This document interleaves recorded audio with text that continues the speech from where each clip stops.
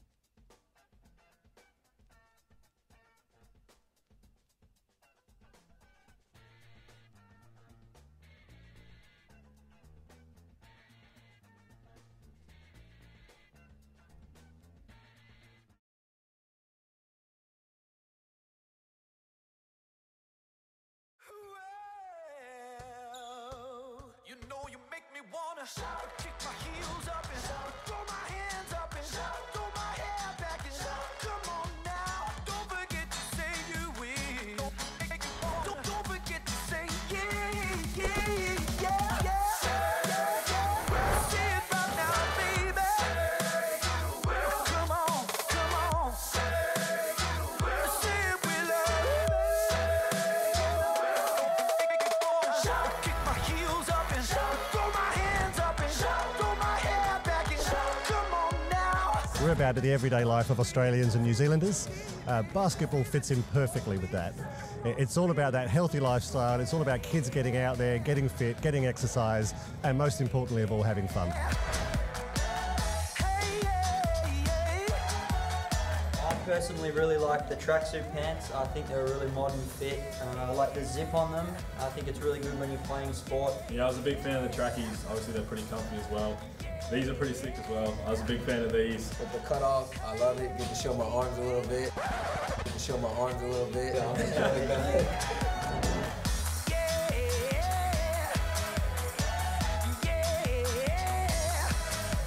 Shout out to Kmart for having us. Shout out Kmart for having us. Adelaide 36s, NBL, much love. Now wait a minute. I feel alright.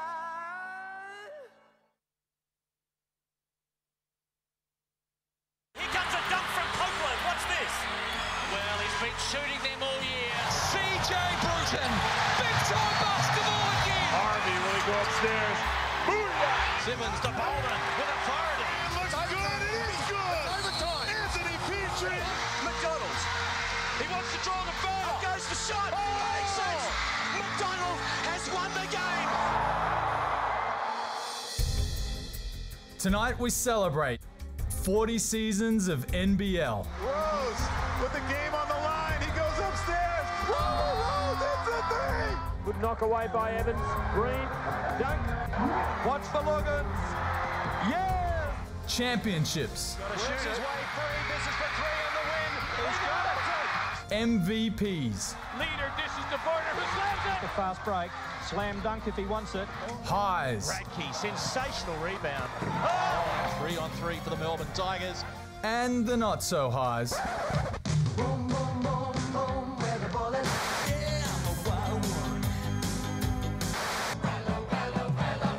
Tell me more, tell me more. Tell me more. Gucci, give me a friend. Yeah, good try, Zeke. Come on, fellas. Where you going? 40 seasons of entertainment and highlights, with no shortage of action from this season.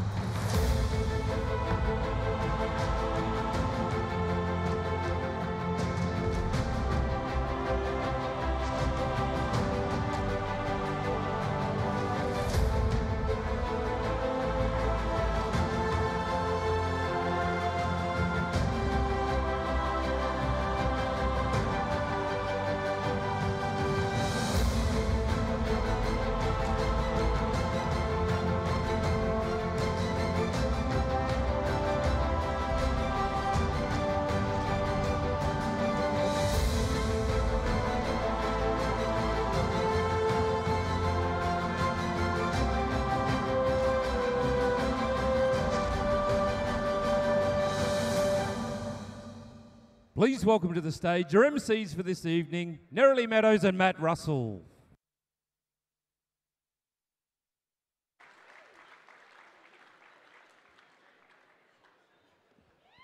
Wow, ladies and gentlemen, how good does she look? Nerily Meadows, stunning again. You have played, refereed, covered basketball for a long, long time, but never in an outfit like that. Matty, I can tell you though, I could have used the extra height, so maybe some basketball shoes with heels would have been good for this little 5-footer. You're looking dashing yourself. Well, Nerily, I wanted something understated, something conservative, so I knew exactly where to go. I have borrowed this from Corey Williams. Understated, conservative, spot on. Hello, everybody. Welcome to the NBL MVP Gala. Matt, the NBL has produced record-breaking crowds all season long, and by the looks of things, tonight is no different. How good is this? Nearly 1,000 people in the Crown Palladium to celebrate the NBL. Yeah, a round of applause and basketball in Australia. A fantastic room, as the spontaneous applause suggests. Another great indication of the upward trajectory of basketball in Australia and the NBL across Australia and New Zealand. I would say that you gotta love it. You gotta love heading stateside where Westbrook met Ware. You've got to love 40 years, Grand Slams and open air. Randall's return made opponents' feet dance. The Kings crushed the Cats, proving you are always a chance. There's got to love the athleticism. Bigger, stronger, fitter. Do you know, Matty, you've got to love the entertainment, particularly kick it on Twitter. Corey Williams picked his targets and said, bring it on. Cotton responded, how many championships have you won? Gotta love the dunks from Felix and Conga. Gotta love that line of showmen as it grew longer and longer. There was money Mitch McCarron paying week after week. And the passion from Gazy, even with the Kings up Mitch Creek. Gotta love the crowds fans turned out in droves. You've really gotta love those celebrations after 2 missed free throws. Joey's men celebrated ton after ton. On the eve of the finals, even Nelson joined the fun. Gotta love the Final Four with Melbourne on top. There's also Adelaide, New Zealand and Perth to stop. Gotta love the great teamwork, the offence, the D. But tonight, it's all about the individual as we crown the NBL MVP. Yep, you gotta love it. Gotta love it indeed. Thank you. And you gotta love the support the NBL gets in Australia and New Zealand. We are indebted to Hungry Jack's and Chemist Warehouse. Just on that, Nez, if you and I stumble twice tonight, the room gets free cheeseburgers from Hungry Jack's. Fair deal. And if you wake up a little bit out of sorts tomorrow, I want you to go straight to Chemist Warehouse because you'll feel tip-top in no time at all. And tonight we are proudly supporting the Make-A-Wish Foundation. So a round of applause for the Make-A-Wish Foundation. The Loch Lomond Whisky Lounge will also be located in the lobby and it is now open. We invite guests to go and enjoy the exclusive new range from the famed Loch Lomond Distillery. They were recently awarded the World's Best Single Malt Distillery 2017 and we welcome them tonight to the MVP and the NBL family in conjunction with Liquorland. Well said, Nerily. For those who prefer something a little French, don't forget about the Pommery Champagne Bar out there. I'll give you a feel-good way to feel good. If you go out there and buy a glass or bottle of Pommery Bubbles, you go into the draw to win the Dior watch worn by Charlize Theron for the Capital Grand campaign. $25 from every glass goes to Make-A-Wish. Have a look.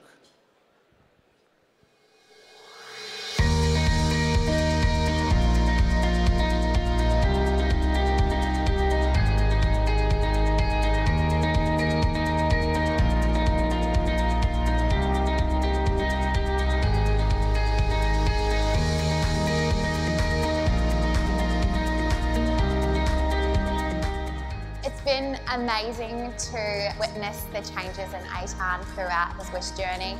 When I first met Eitan, I definitely wouldn't call him shy, but over the process of his wish journey, he has just absolutely blossomed into this confident young boy who is just ready to take on the world. Dan has a magnificent smile that can light up a room. And it's been missing for a very long time. To see that smile back is amazing. His wish after through all this stuff I've had is to be just a normal kid, and throughout this wish I have been anything but that. And I'd like to thank everybody that has had involvement with my wish.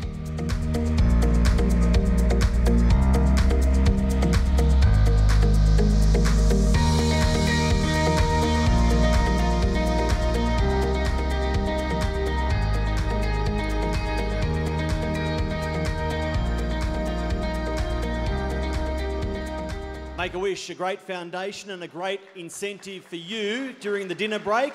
or at any time for that matter, to head outside to the Pomeroy Bar. When you buy a glass, you will be given a chip. Put that chip into the barrel and you're in the draw to win a wonderful Christian Dior watch. The runner-up gets Charlize Theron, I think.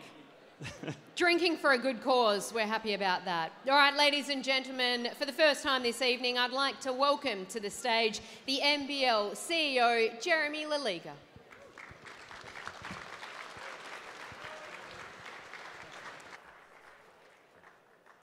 Thank you, Nerily. Thanks, Matt. And importantly, welcome, ladies and gentlemen, to what is going to be another extraordinary celebration of another extraordinary NBL season. It's always a pleasure to host such a wonderful event and to be surrounded by an audience of basketball fans. And I tell you, the group of basketball fans in Australia is growing by the day. I wanted to start this evening with some formalities and some very important thank yous, because all of this, not just tonight, but the NBL itself, couldn't happen without the support of our very generous sponsors. The major partners of the Hungry Jacks NBL, Hungry Jacks, Chemist Warehouse, Qantas, Ladbrokes, Australia Post, Kmart and La Trobe Financial, and all of our supporting partners, Fox Sports, SBS, the ABC, Europcar, Oxypay, Wilson One, Patheon, Mitchell & Ness, Wilson, Under Armour, Tissot, Hoyts, Refs Warehouse, and very importantly, the people who have put on tonight's production, all of the wonderful AV that you see here today, CMS. Would you please put your hands together for all of the great sponsors of the NBL?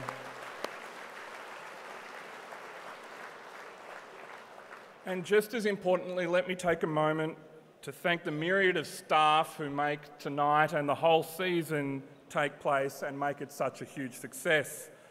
Firstly, all of my team at NBL HQ, you work your fingers to the bone to ensure that every season is bigger and better than the last, and I hope that every one of you here thinks that that's very much the case. I certainly do, and so thank you for all of your hard work.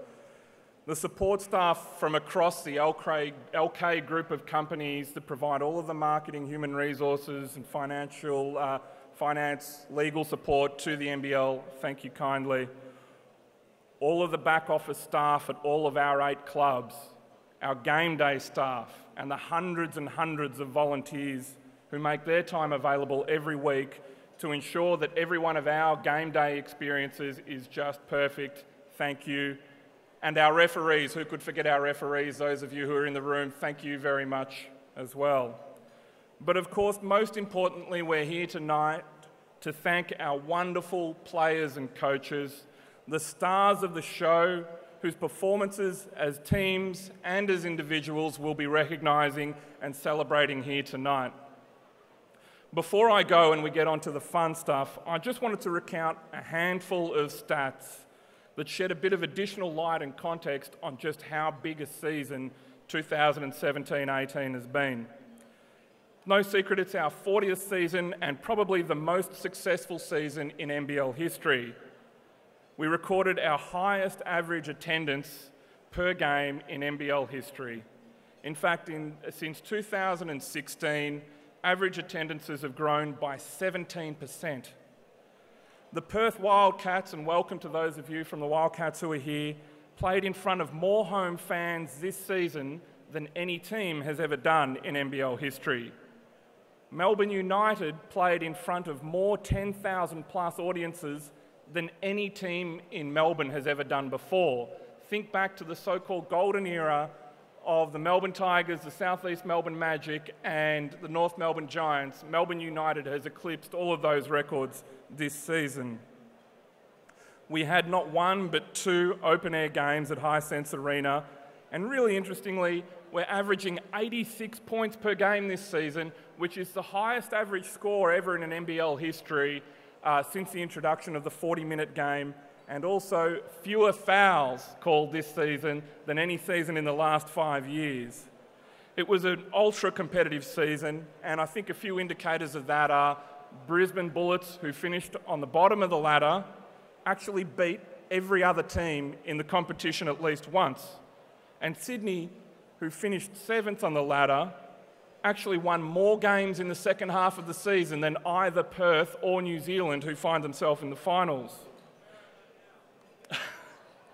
What a final series we have to look forward to, with the winners of the last 8 championships in Perth and New Zealand with some serious work to do if they're going to head off the challengers Melbourne and Adelaide.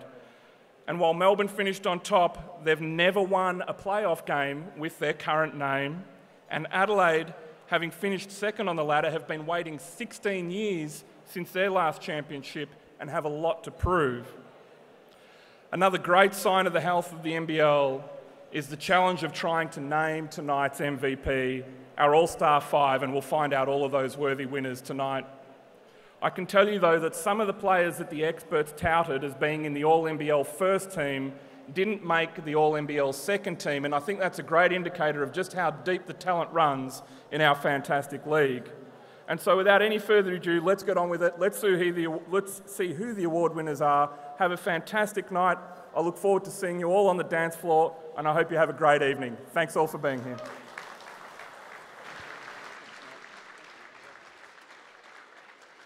And he can dance. You wait till you see Jeremy go a little later in the evening. So many parts of Jeremy's speech make you want to spread the gospel, but what about the big takeout? More people have attended NBL venues this season than in any season of the NBL. So fans are voting, and as we've mentioned, with Kmart, with Chemist Warehouse, with Hungry Jack's, the sponsors are jumping on board as well. And Nerily, you want to mention a sponsor of basketball in this country? Yeah, I really want to make a special mention to Cornelio, the designer who made this amazing dress. So he's always supported the NBL, and we absolutely thank him for that. Let's get stuck into the countdown, shall we? Rounds 1 to 4.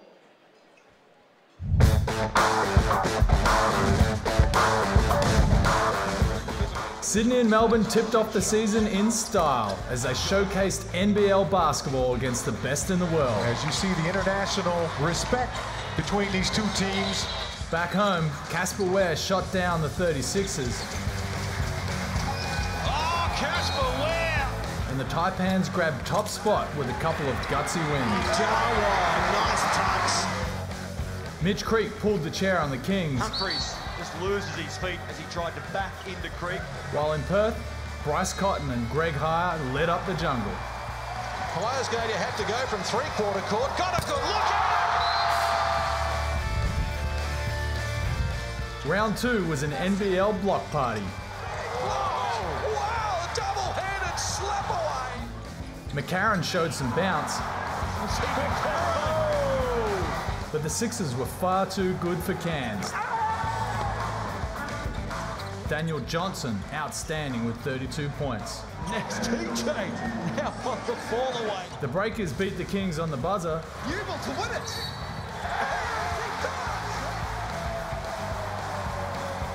While in the States, the Bullets fired shots at the NBA's Phoenix Suns. Aaron Buford with a hammer off the baseline.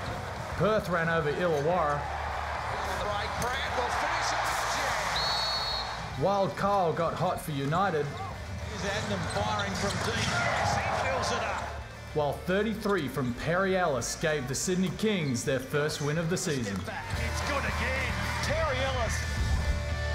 Casey Prather returned to Perth in round 3. From outside, drops the basket. But the champs were in no mood for reminiscing. Brisbane won the season's first Sunshine Stoush, but they couldn't stop the rot 2 days later in the Gong. All over me. Conga, Varotny, Clark, from New York to Oklahoma. New Zealand leapt to top spot, Abercrombie. while Adelaide sent the Kings tumbling to last place. There is no help. Oh, To close it out, Cairns got the better of a fiery showdown in the tropics. McCarron, well, they've left him open right in front of the bench. Round 4 served up some of the season's nastiest facials. Edgar Sosa continued to impress. While big games from Cotton and Tokido saw the Cats regain top spot. He's having the game of his NBL life right now. Carrera was up and about, Carrera's defense. but the Sixers were too good for Cairns once again. Offense, here they go. Poor pass from Way, picked up by Sobi. While not even 30 from Prather could lift Melbourne past the Bullets. Down Buford was going to jump over the top of Boone. In the round's final game, Jason Kiddee lit up the sandpit, and the Kings claimed an overtime thriller against their bitter rivals.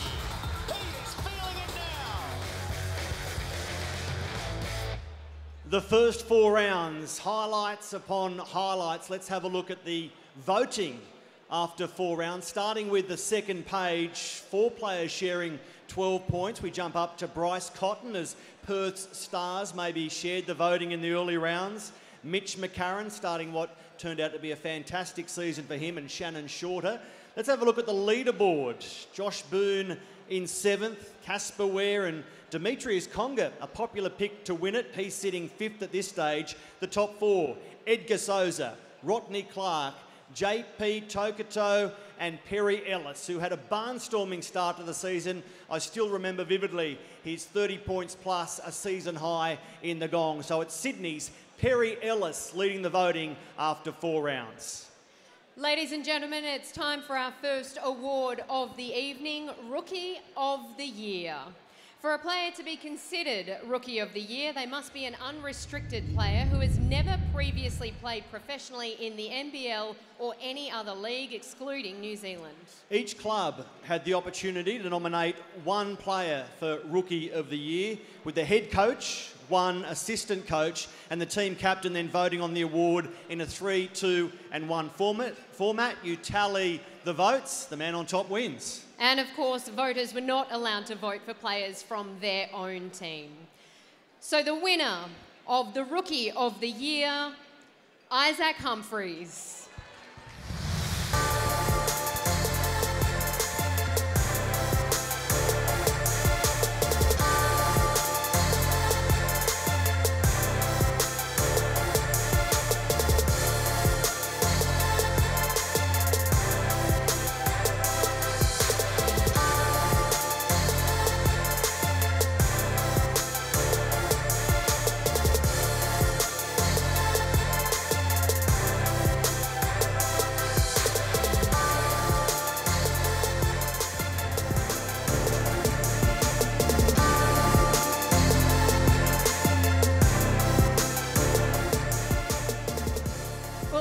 Congratulations, a wonderful achievement. I suppose, first of all, we should be asking you, how's the health going, how's the eye? Because that was a nasty incident to end the season. Yeah, it was an unfortunate way, but the eye's coming along, and I've had a couple of weeks off. I haven't been able to do anything for a couple of weeks, and I have another 2 weeks left. So it's coming along. I can see my vision's still blurry, but it's coming back, and it's just, I didn't think it would be this long, but it's all good. Scary? Very scary. It wasn't fun being completely blind for 24 hours, but it's all good.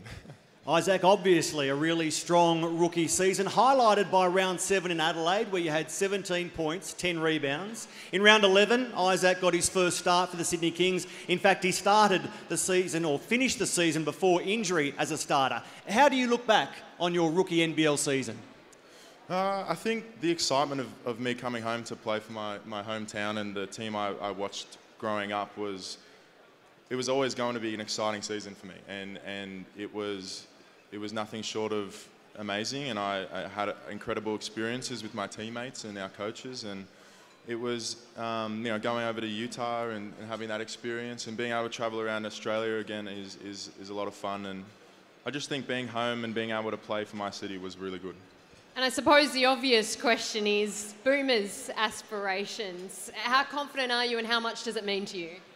I think I'm so young, my time to be in the Boomers will come, and it's definitely on my cards. I love playing for Australia. I played for Australia, growing up. It was the first taste of my professional career in that environment, and I loved, representing my country, and I just am so young right now, and like I said, my time will come to represent Australia at the Boomers level. So young right now. I want to remind the whole room who are probably thinking, gee, Isaac speaks well. He started the season as a 19-year-old and finished as a 20-year-old. What does the off-season hold for Isaac Humphries? Well, like I said earlier, I'm still getting my eye right. Once my eye's okay to fly long distances, I'm heading over to Serbia to finish out the season over there with the FMP. It's where Jonah Bolden played. So I'll finish out their season there, and then, you know, I just don't know from there. And I feel like unless you're signed, no basketball player really knows what you're doing next. It's kind of, you know, right place, right time, just whatever's going to happen.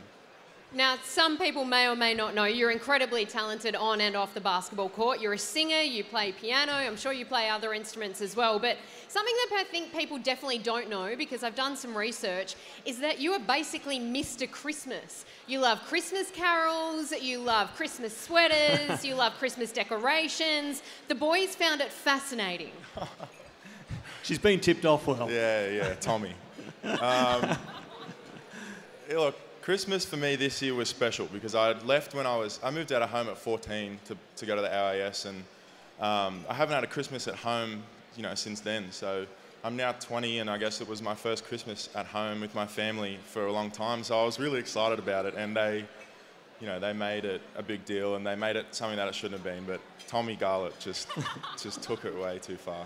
Dare we say he's like a kid on Christmas Day. Well done, congratulations. A round of applause for our Rookie of the Year, Isaac Humphries, ladies and gentlemen. And as Isaac heads over for Jeremy to decorate him with a prize, I can tell you that Isaac played 26 of the Kings' 28 games this season. He shot the ball at 58%. He averaged almost 7 points and 4 rebounds per game. Top 5 in the league for blocks narrowly, and that was pretty obvious when you see the height in between you and I. And he led Sydney's rebounding 5 times. Well done, young Isaac Humphries. And if you haven't seen him singing before, I recommend you head to his Twitter page because it's pretty damn impressive. Okay, let's move on to rounds 5 to 9 of the NBL season.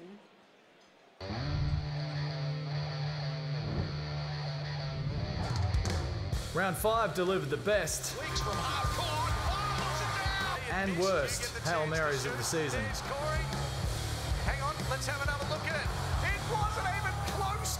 Edgar Sosa fired the Breakers past the Sixers and then sunk the Snakes in a wild finish up in Cairns. Sosa in the corner for the win. He changed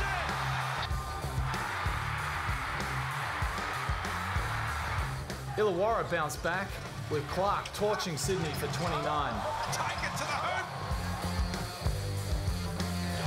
While the stars shined bright for United, Joey Wright getting exactly what he asked for. Give me a tech. Oh my goodness. Joey Wright, he is out of here. Perth made it look easy against the Kings as the Wildcats said goodbye to a retiring champion. Swinging it up already. Oh, that was magnificent. The Breakers made a statement in round 6, flooring the Wildcats with back-to-back wins. Glidden lit up United, but the Snakes went down in Brisbane as Travis Trice drove a dagger through his former team. The Hawks stormed home in Adelaide, Conger and Clark combining for 50 in a memorable Illawarra win. While in Melbourne, Adnam missed a bunny, but United's big guns all fired against the Kings. Perrin Buford was a human highlight reel in round 7. But it wasn't enough as Abercrombie's 7 blocks delivered New Zealand their 9th straight win. Rodney was shacked in a fool. As an expert on this subject, I can tell you this is the worst free throw of all time. As Conger dropped the hammer on the Kings. Conger likes to slam, slashed and slammed. But his tricks weren't enough against the high-flying Taipans. Randall returned to Adelaide with some brand new friends, but the Sixers were all business against the former MVP. While in Melbourne, Damian Martin's toughness and Perth's swarming D put the hurt on United. Round 8 saw it bounce back to action after the fever break. Sobe what Kenobi delivered. Sydney and Cairns split their doubleheader. Randall puts it up and drain. While across the ditch, Tokoto and Wagstaff broke the Breakers' streak. Wagstaff, knocks down another. The 36ers won a tight one over Brisbane. Mitch Creek a standout with 23 points. Sosa's fancy footwork wasn't enough against the Bullets, while a near triple-double from Ty Wesley helped Melbourne pass the Hawks. Round 9 opened with a bounce back from the Breakers, while the Cats had plenty of bounce against the misfiring Sixers. Trice delivered in Sydney. Cairns stunned United, while Sobey and Sosa put on a show. Conga had 30, but the Cats were too good. Cotton white hot with 36. To shoot again. And with Boone dominating, Melbourne ran all over the Kings.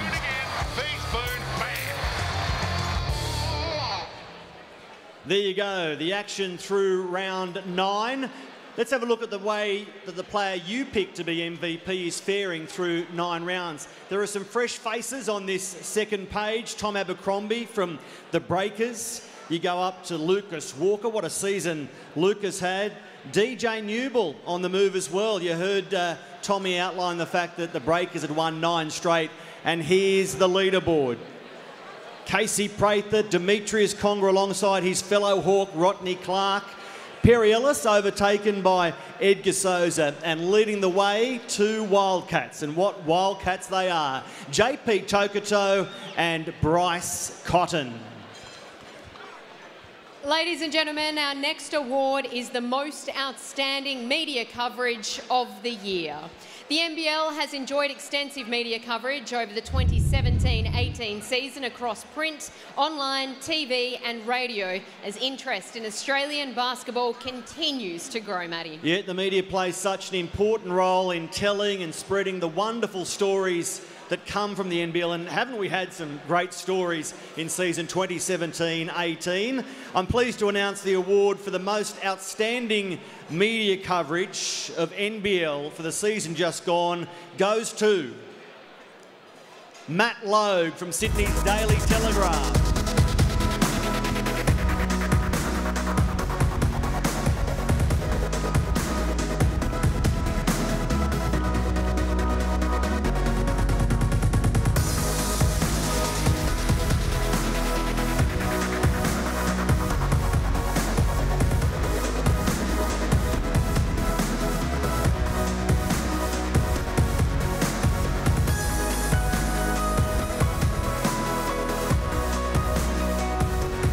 In the middle, Matty. I've been lucky enough to know Matt for a while now, and my question is, Matt, how does a rugby league-loving youngster from Dubbo come to be standing as a basketball-winning journalist in Melbourne? Oh, well, I may look like a track work jockey, but I actually love basketball and I play, and it's one of my great passions, and I'm equally as passionate about basketball getting mainstream media coverage. The likes of Boddy Nagy, Roy Ward have set such a great precedent for our game, and I believe that with basketball on the rise, we're only going to see more coverage and it be bigger and better, and which is only a great thing for the game of basketball. So, Matty, what does this award mean to you, given what you just said? You're looking out and there's a room of more than 1,000 people, where the game has got to. Oh, extremely proud. It's humbling because basketball's on a path to greatness. The work that the NBL's doing, Basketball Australia, the Australians in the NBA and in Europe, basketball is only going to get the huge coverage in the coming years, and I'm just privileged to be a part of it, particularly in the coming years with Olympics and the NBL only getting bigger and better. I asked Matt as he come up if he could reveal a little secret about his next project. Go on, tell everyone in the room what you're working on. I've just been commissioned to write a book on the Australians in the NBA and the rise of Australian basketball. So, yeah, it'll be, I think... Great work. Thank you. Basketball deserves something like that documented, and yeah, I'm looking forward to doing it. A big round of applause, please, for our Media Award recipient, Matt Logue. Well done, mate.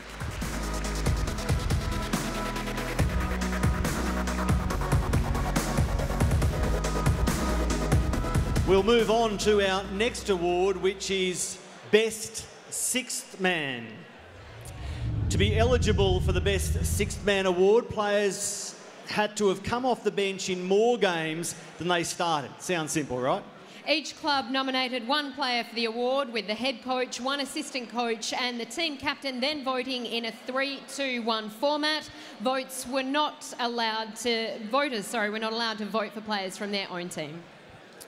And the winner is Ramon Moore from the Adelaide 36ers.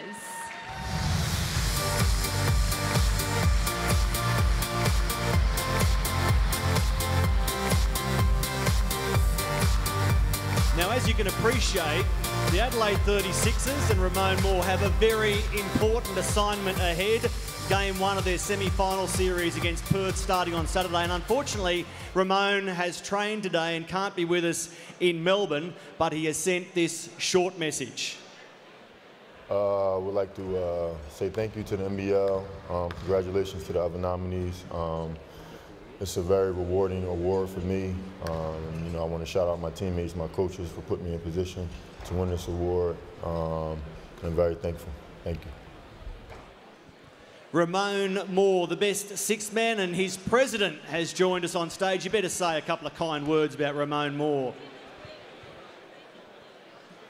Well, thank you very much, obviously, to all the coaches and everybody that voted for him. Certainly Ramon would want me to say that. He'd want me to thank his coach and coaches and his teammates. He's that sort of team guy. He's just been a great addition. The advantage of our team, I suppose, is we've probably got about 9 guys that could have been in the first 5. So it's nice to have Ramon acknowledged.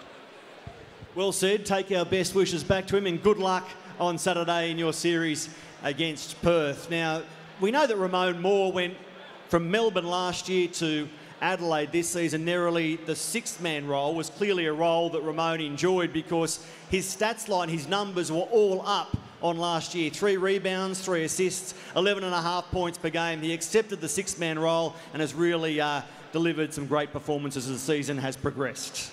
Absolutely, and he'll certainly be hoping the postseason is even more fruitful for him in the finals. Our next award this evening is Best Defensive Player. Each club nominated one player for the award. Much like the others, the head coach, assistant coach and team captain voted 3-2-1, Matty. And as we've said, voters were not allowed to go for players in their own team. The Defensive Player of the Year is Damien Martin from the Perth Wildcats.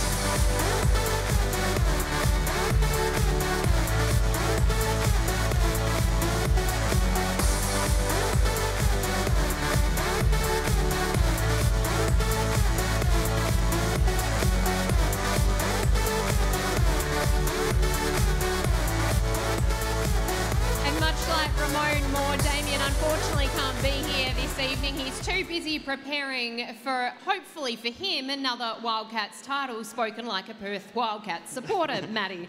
But he has given us this special message from WA. Firstly, I want to apologise for not being there tonight. I hope everyone's having a great time. Thank you very much to the coaches and the captains who voted for me. This award means the world to me. It'd be wrong to stand up here and accept it without acknowledging Darnell Mee, a player I looked up to growing up and I was lucky enough to play against. I know my mum and dad are a huge part of my playing career, whether it was the long trips in the car, back and forth to training and games on weekends, and Dad even flew down tonight. So purely for that fact, Dad, thank you so much for flying down. I hope everyone has a great night, and to Larry Kesselman and everybody involved in the NBL, the league's been on the up and up over the last few years, so thank you so much. It's a privilege to be a part of this league. And also to everyone at the Wildcats, you know, I get to guard guys like Jared Kenny and Bryce Cotton on a daily basis, all the superstar guards in the other teams. Thanks for making me a better player. And obviously here on the home front, to Jack and Eleanor Bendat, thanks for everything you do here at the Wildcats. Enjoy the rest of your night. Hope it's a lot of fun, and congrats to all the other award winners. Cheers. A round of applause for Damien Martin. The 5-time Defensive Player of the Year becomes a 6-time Defensive Player of the Year. And joining us on stage is Damo's dad, Ray. Ray, I've always wanted to interview Ray Martin, and here's my chance. You told me you've come down from Gloucester, the hometown, today to be with us and accept this award on Damien's behalf. As a dad to another dad, I have an 11-year-old who loves basketball. He loves offence. doesn't love defence so much. So how did you get your son to love playing defence? Oh, I think it started in our front yard because Damien's one of the younger ones in our family, so marking his older sister, who was a teenager, and his older brothers, and, you know, it was like big families. He played hard against his siblings. Now, Damien is lovely. Everyone knows that. He's one of the loveliest blokes you'll meet in sport in Australia. So what I want to know is, what's wrong with him? This is not... Oh, it's public knowledge. Damo would lose his head if it wasn't screwed on. The reason I'm getting the trophy, I'll get it home safely because he'll leave it on the plane if he's got it. Ray, it's a long way to come from Gloucester to Melbourne, but I know you've enjoyed it already and will enjoy the rest of the night. Thanks so much for joining us, and our hearty congratulations to your boy, Damien Martin. Well done, Ray.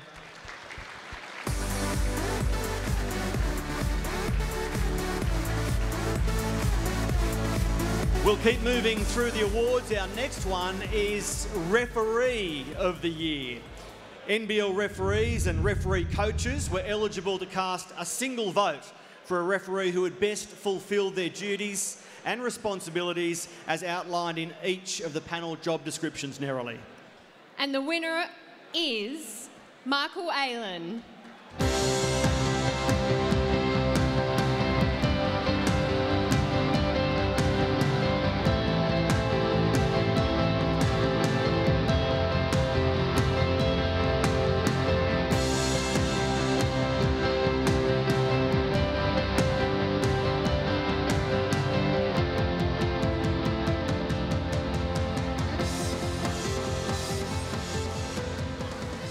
Michael Aylen, Referee of the Year. Listen to this, for a 9th time. How many of these are you going to win? It depends on how long the needs hold up, I guess. How long will they hold up for? How long are you going to keep blowing that whistle? It's a bit easier now that it's for mortgage money, not beer money, so we'll see how long Scott and Sean and Larry and Jeremy think we can do it for.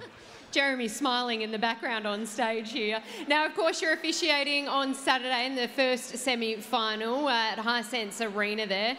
Do you get nervous when it comes to the finals? Every game's nervous. If you're not nervous, it's a waste of time. Be honest, do you like or loathe Joey Wright? Lovely weather we're having. I love Joey Wright. Congratulations on Referee of the Year. We'll see you on Saturday, Michael. Congratulations. Fantastic. Jeremy has your trophy, a 9th trophy as Referee of the Year. Can you believe it? We must thank Jeremy for being on stage to present the last few awards, but the next award is the Most Improved Player, narrowly.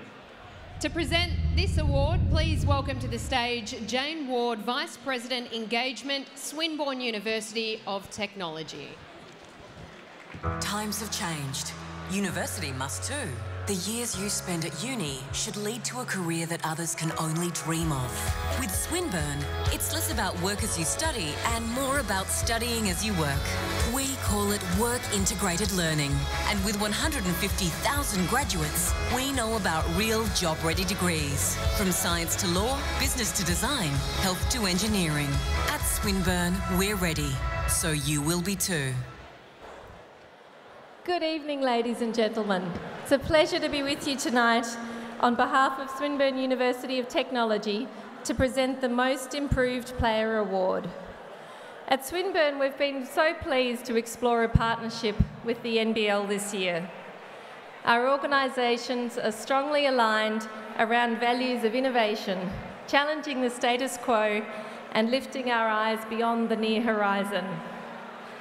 As a University of Technology with strong research capabilities, we explore new fields of knowledge to transform lives and communities. At Swinburne, we believe education, like elite sport, must support individuals to develop their full potential. Where you start from in sport or in education should not limit the direction you take or what you can achieve through hard work and opportunity. The most improved player is someone who embodies this spirit. I'm delighted to announce that the most improved player in the 2017-18 season is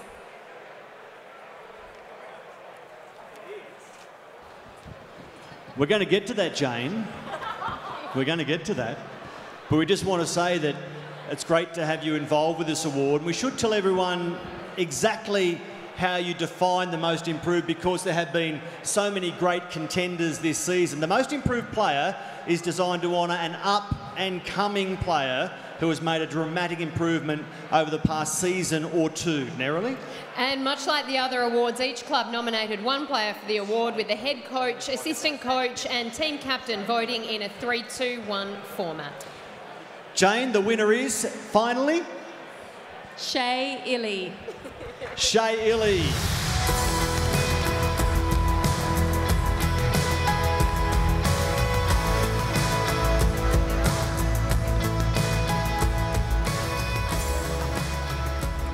Now, Shea has been very busy, Jane. He'd love to be here, but he's away with the Tall Blacks. They played this morning, and I know that New Zealand is in the room. We'll be celebrating the fact that their Tall Blacks won both of their World Cup qualifiers played in recent days, and Shea Illy was really good in both of them. So a round of applause for Shane Illy. You make sure you take the trophy back to the Breakers, or to the Breakers somehow, as we celebrate the career of Shea Illy. You know, he doubled his stats line this season. 3 rebounds, 3 assists, 9 points per game. So that's why he is the most improved, Neroli. And I believe we have a message. Let's take a listen. Hey everyone, sorry I couldn't be there tonight. I just want to say thank you to all my brothers and the coaches at the Sky City Breakers, and yeah, thank you for the award. Have a great night, and yeah. Okay, let's move on to the count. Oh. Come on. Just stranded. Come on stage. Shea Illy, the most improved. You better say some kind words. Oh, I was actually told by our GM to come up and pick it up. So, no, you know, Shea Illy, a man of few words, but a lot of action on the court. And, you know, I think the NBL have seen what we've known for a very long time here at the, you know, Sky City New Zealand Breakers, that, you know, an exceptional talent, but an exceptional young man as well. And certainly an award that we as a club take a lot of pride in developing our youth. So a huge honour for Shea and for all of us at Sky City. Where has he Breakers. improved? So what aspect of his game has he improved the most, do you think? Oh, look, I think as a youngster, he always had that exciting talent of athleticism. But now he's just matured into just a playmaker and somebody on the court that, you know, is really taking the reins of the team and learning how to organise and then learning how to make plays when his name's called. So, you know, just the overall maturity over the last couple of years especially, and, you know, someone that's got a long, exciting career in front of him. Well said. Pass on our congratulations, and thanks for coming up impromptu to say a few words about Shea Illy. He'll be in Melbourne, Shea, eventually, because he's got a game on Saturday to get ready for. But a big week for the Breakers this week, with the club ownership moving into the hands of a couple of former NBA players and an English Football League representative as well. So exciting times for the Breakers, Neroli. Indeed. Okay, let's now look at rounds 10 to 14.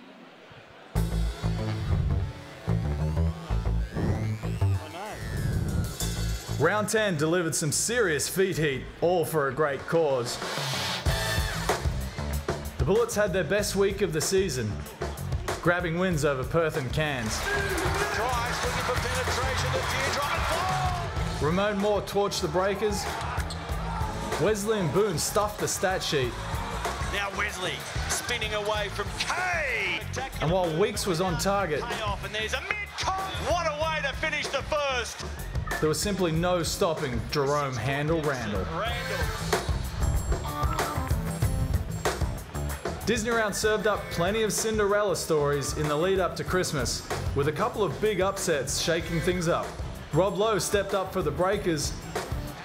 Golding and Ware made it rain in Melbourne. Is it off to Golding? Seconds of the third. Casper putting on a display. And Randall had 27 as the Kings dodged the Bullets. That was always going in. Conger and Clark led the Hawks past Perth, while Cam Glidden played the Grinch as the Snakes spoiled Adelaide's Christmas Eve. Well, Glidden's been hot tonight and continues to be hot. That's 5 threes for Cam Glidden. The roof was off to begin round 12 as Melbourne rode a vintage Dave Anderson performance to a Boxing Day win over Brisbane. Conga fired the Hawks into the new year with a couple of wins. As he turns it over to Conga. Demetrius Conga! Shorter had 23 in the Neons. With 10 seconds to play, he wants to draw a foul. He gets the 2. While in Sydney, Randall had 26. At where? Look at the feet go. Jerome Randall. But it wasn't enough against United. In his face. Uh-oh, here we go. Carrick Felix, show us something! To close out 2017, the Snakes had simply no answer for Bryce Cotton and the Wildcats. Round 13 was one for the High Flyers. Oh my goodness. Majok Deng was lights out against Perth. He fires the 3 and he breaks the drought. It's a rebound. Deng pulls the trigger again. United stole one from the Hawks, while Travis Trice almost forced OT up in Cairns. Wanted to try it. Couldn't get it to go. Nor could Turangi get one to fit either. Amazing athleticism. The Cats bounced back. Sosa was too much for the Snakes. Sosa, what's the 3? While Majok Deng and Daniel Johnson led the Sixers to a memorable overtime win over Brisbane. You cannot leave him open like that. Adelaide looked the goods in round 14 with wins over Cairns and Sydney. Creek outstanding with 30 against the Kings. Finish it with the one hand. Ty Wesley powered Melbourne past Perth. Wesley with the spin. The Hawks stood up at home, Rejected by Ogilvy. The best in the business. while Perth and Brisbane went right down to the wire. Fade away. Cotton, what can he do? Fortune, right back at the bullets. He shot him down.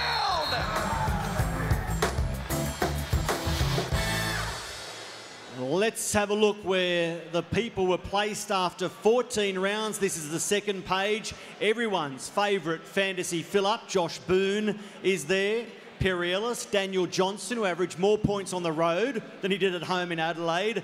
Travis Trice, Cam Glidden draining the threes for Cairns, Casper Ware, and Jerome Randall really rolling now. Into the leaderboard, Rodney Clark, Edgar Souza, Perrin Buford was delivering for the Bullets. Mitch McCarron, talk about consistent.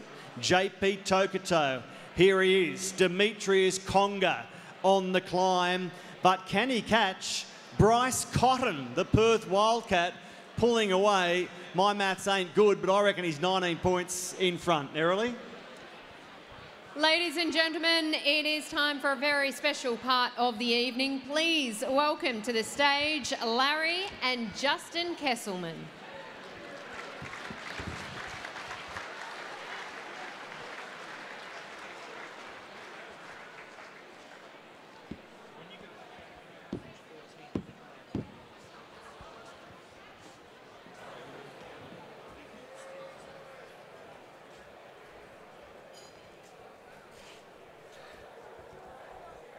Good evening.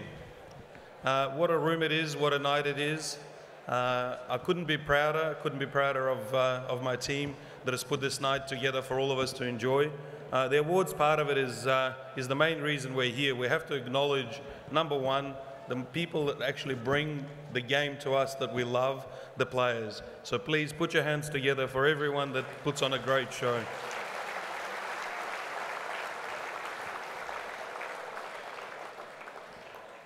The game is an amazing shape as a spectacle, as a product.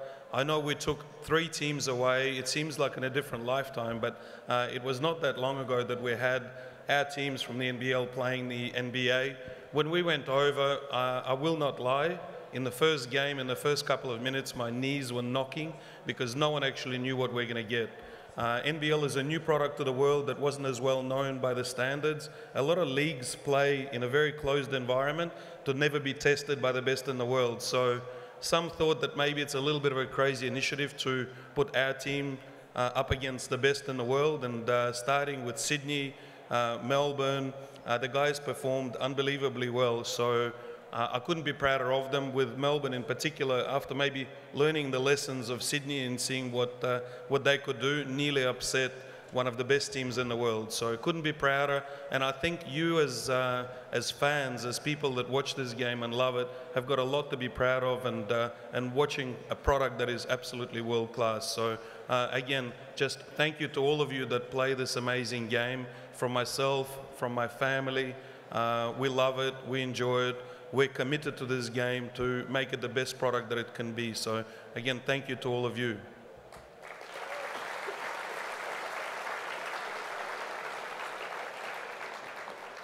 Jeremy acknowledged the sponsors, and sponsors are the lifeblood of most sporting clubs, but to me it's much more than that. We, as far as I'm concerned, are not forming relationships with sponsors. We form relationships with people, and the people that have supported this vision are on a journey with us together to build what is a sustainable business of sport. We've seen a lot of clubs come and go, not just in basketball, but all over the world in a lot of sport. We treat this as a true business, as something that we want to leave as a legacy for all of Australians, for all of people that have seen their kids grow up and play the game and love it. I don't want this to be about me. We in the room have people like Jack Cohen from Hungry Jack's.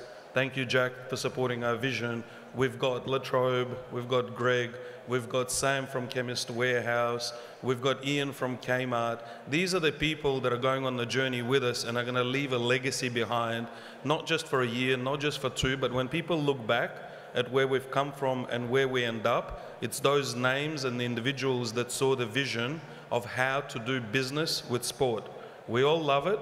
We all love watching it, but ultimately it's a business. And the thing that I'm proud of is that we're doing all the right things to create it and build it for many, many years to come, not as a hobby, not as something we just go along and as fans and clap and enjoy, but something that will be here past my time and past theirs.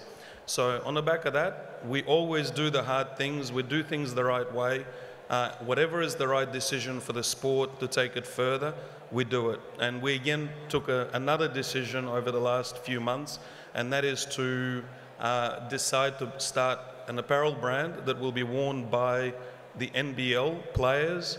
It's something that I couldn't be prouder of, and in true tradition, our family, starting with my patriarch and my mother, Anita, and my son, we all get behind it and we try to make it happen. So I'd like to introduce to the stage someone that I'm very proud of, my son Justin.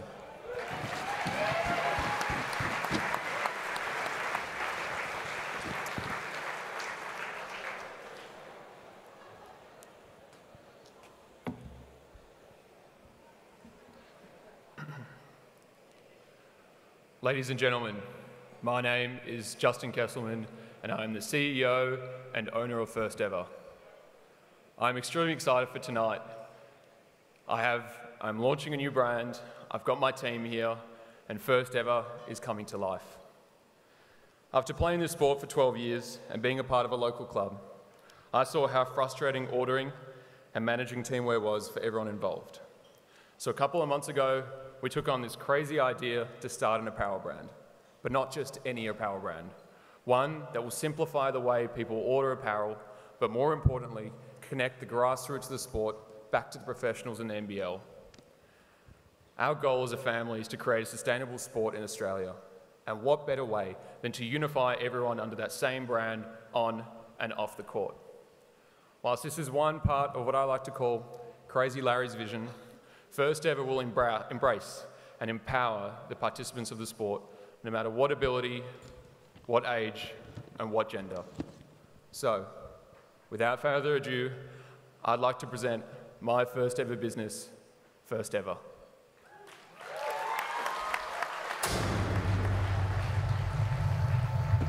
How can 28 meters of hardwood and a ball mean so much to so many? This is where dreams are born. Where heroes are made. And now, it's time to represent. With a new apparel range made just for us, the athletes. A range collaborating with the NBL and your local team. Giving back to the sport, on and and off the court. Something for the players at every level. We're really building a legacy.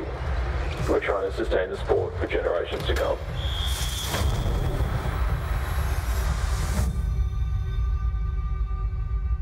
I honestly believe this is a new chapter for basketball.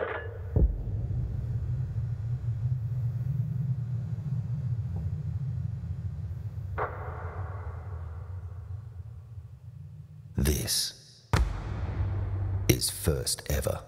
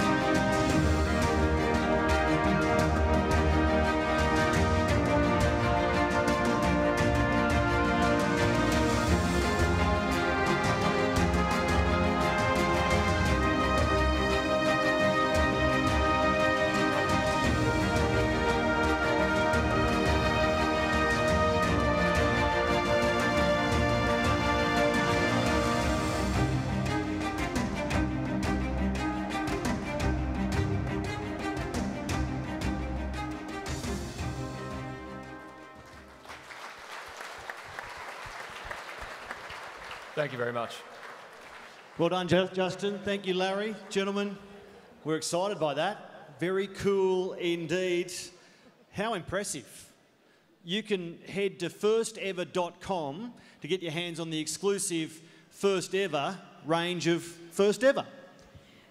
Ladies and gentlemen, it's now time for a short break so you can enjoy your meals. During the break, please make sure you take a few minutes to visit the Pomeroy Champagne Bar. Don't forget the Loch Lomond Bar, which is out there as well. There's a great Chemist Warehouse stand as well. And during the meal break, our online viewers are going to be treated to the launch of the free agents. Tommy Greer and his team are set out just outside the main doors, so that's coming over the next half hour. Inside, we'll see you back here in half an hour. Enjoy your main meals, everyone.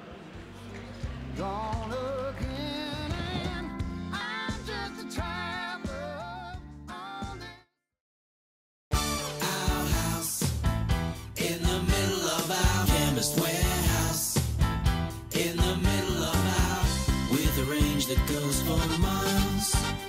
Prices that'll make you smile. Huge savings up and down each aisle. There's all you need and more, much more. From feeling great to losing weight, and when you're feeling sore. Chemist Warehouse in the middle of our street. Are you up for the challenge? To challenge the players, the voices in your head, to beat the odds, beat the brain, beat yourself. This is backing yourself, right or wrong. The whistle blows, the lights go green, the gates crash open. It's now or never.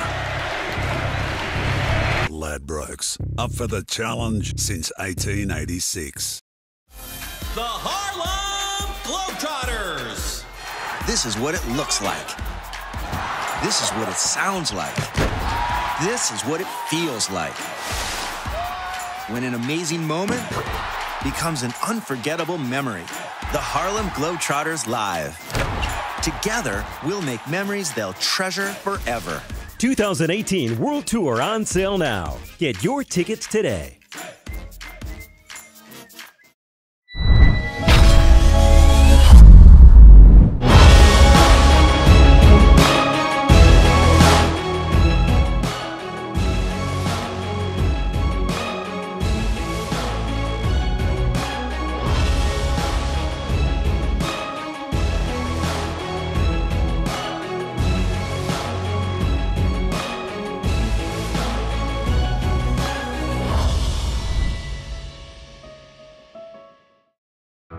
have changed.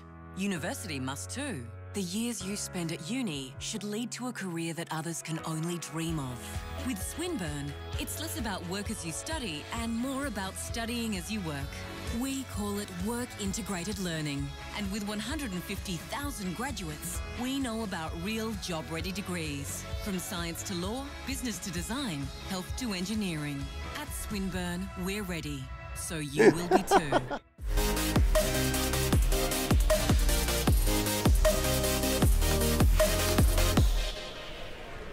What a night to make our debut, the NBL Gala Dinner. This is the Free Agents, brought to you by Liquorland. Lots to talk about tonight here from the Crown Palladium. We've got some packages to show you, top 10 dunks, blocks, and plays of the year. My name is Ed Wyatt. Thanks for joining us. I am the former backup point guard at Fort Vancouver High School, also the ex-media manager of the South Dragons, so everything Joe Ingles learned, he learned from me. But enough about me. Let's meet the other guys, the guys with real credibility, starting with a former Victoria Titan who now writes for NBL.com.au, keeps everybody honest with his Studs and Duds column, Liam Santamaria. How are you, mate? I'm well, Ed. I'm well. Tommy, nice to be with you. You're looking good. Well, thank you. Put it together. Looking very sharp. Massive night to cap off what has been a massive regular season. We just had Chris Golding, Ty Wesley, strolled by all the big stars here tonight. Absolutely, and putting pressure, I should say, on our other panelists tonight, and that's two-time NBL champion, former captain of the Melbourne Tigers, and you see him on Fox Sports as well. Tommy Greer, how are you, mate? Very good, yeah, very good to be here. What a night. I mean, it just really emphasises how well the NBL is doing at the moment. So, yeah, really happy to be here. I alluded to the fact that we've got some great packages coming up. We were lucky to see these. These are sensational. But we should also talk about the awards that have been given out tonight. We've kind of ripped through them tonight. It's gone much quicker. We were sort of lazing around here, and all of a sudden, bang, you're on. So here we are. That's how it's got to work. I guess it is. Move through them. We can get into the Loch Lomond straight after. Got to be agile. We're into it. Yes, brought to you by Liquorland tonight, folks. What do we think so far? We started out with Rookie of the Year, which pretty much everyone thought was a two-man battle between Isaac Humphries and Craig Moller. And Isaac Humphries took it out. A popular winner, I think. Yeah. I mean, he has such a bright future in the game, and boy, did he really come on in the last part of the season when Sydney moved Jeremy Tyler out and brought Isaac Humphries into the starting lineup, and boy, didn't he speak well? He did. Very he well. is. Yeah, very articulate. I mean, definitely a deserving winner, but for mine, I had Craig Moller picked as the Rookie of the Year candidate. I thought just the work he did for Melbourne United this year. One miss for Tommy. Yeah, one miss for me. Inside word is the brown shoes he wore and may have hurt him. In. Those desert boot kind of things. He lost some style points. Yeah, and may that have. was it. Yeah, that's what I'm hearing. The NBL is very fashionable now. So Interesting, Isaac Humphries announcing on stage that he's going to be heading to FMP Belgrade shortly. This is the Serbian team that Jonah Bolden played for last year before getting drafted. So good opportunity for Big Isaac. He also announced he was going to be a boomer. So I thought that was pretty good as well. Yeah, he's going to be a boomer. He was very humble about that. I think I thought he played that very well. Now, will he be a Sydney King next year? Look, up in the air. That's. I mean, he did sort of allude to that up on stage that, you know, no one really knows what they're doing beyond the off-season, do they? The free agency in the NBL this year is ridiculous. Yes. I mean, if you're an NBL fan, it's going to be a crazy off-season. Believe it or not, a couple of guys earlier came and took some selfies in front of our free agent set. So that shows exactly what's happening. Sending it to GMs all around the league. Now, the next award was one that, to be honest, we were a little stiff not to get to look in.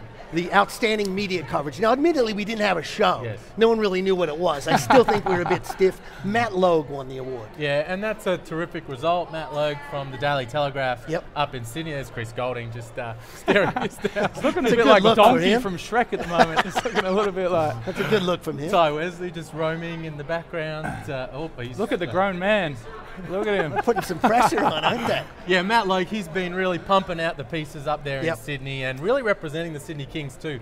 And boy, for a team that was struggling for a long time, Matt Logue did a great job of, well, striking that balance between keeping it real and boosting that program. Very hard to do, isn't it? Yeah. And I mean, he did a fantastic job right from preseason. He actually followed the 3 NBA games, NBL preseason games, did a great job covering them, getting some good media exposure. Speaking of which, Tommy, a bit rich not getting a look in there for Mate, I'm everywhere. How can I not get? I can't even get not even a in nomination. States, you know, can I just make maybe a he wins an ESPN award or something like that. Let's move on. Best sixth man. What do we think about this one? Go according to form? That was on point for mine. Yeah. I mean, Ramon Moore, he was absolutely that's a tick, Lamb. Okay, we're going to count him. Balance out the count other that one. You got Yeah. one.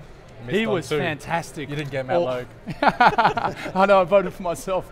He was fantastic, Ramon Moore. Really game changer. Yep. I think what him and Josh Childress do for Adelaide has really taken them up a notch from the season they had last year. So obviously Jesse Wagstaff at Perth, Shea Ili, I would say, in New Zealand, probably the two other kind of guys in the running. You know what I'd love to see? I would love to see in the future, let's see the votes. Yeah. I want to see which coach, like that. assistant coach or team captain did not vote for Ramon Moore. Obviously the Adelaide guys, they're not allowed to, but if anyone else didn't, let's keep them accountable. Not a bad idea. Trying to shame, name and shame. Name That's and one for shame. me. Let's do it. There we go. Best defensive player, ho-hum. Yeah. Yeah. Damian Martin. Damian he Martin is fantastic. won He the is Damian amazing. Martin trophy tonight. Yeah. Well, it will be There you named go. the Damian Martin Trophy very shortly. Can't it already be the day? Can't he win? While he's playing? Yes. No. I think that's a bit rich. Not a fan of that. That's a little bit It's like naming a high school after a guy who's still alive. Okay. No, I think Yeah, you gotta I think wait that's till too later. much. But you think this one, I mean, Mitch Creek was right there. Do you think this was a lay down Mazet? Look, I mean, I think he really is. He's one of the only players in the NBL that can change a game defensively. He really is fantastic. Getting on loose balls. I mean, for mine, it's hard to look past him every time. He was my pick, but he wasn't everyone's pick. No, that's true.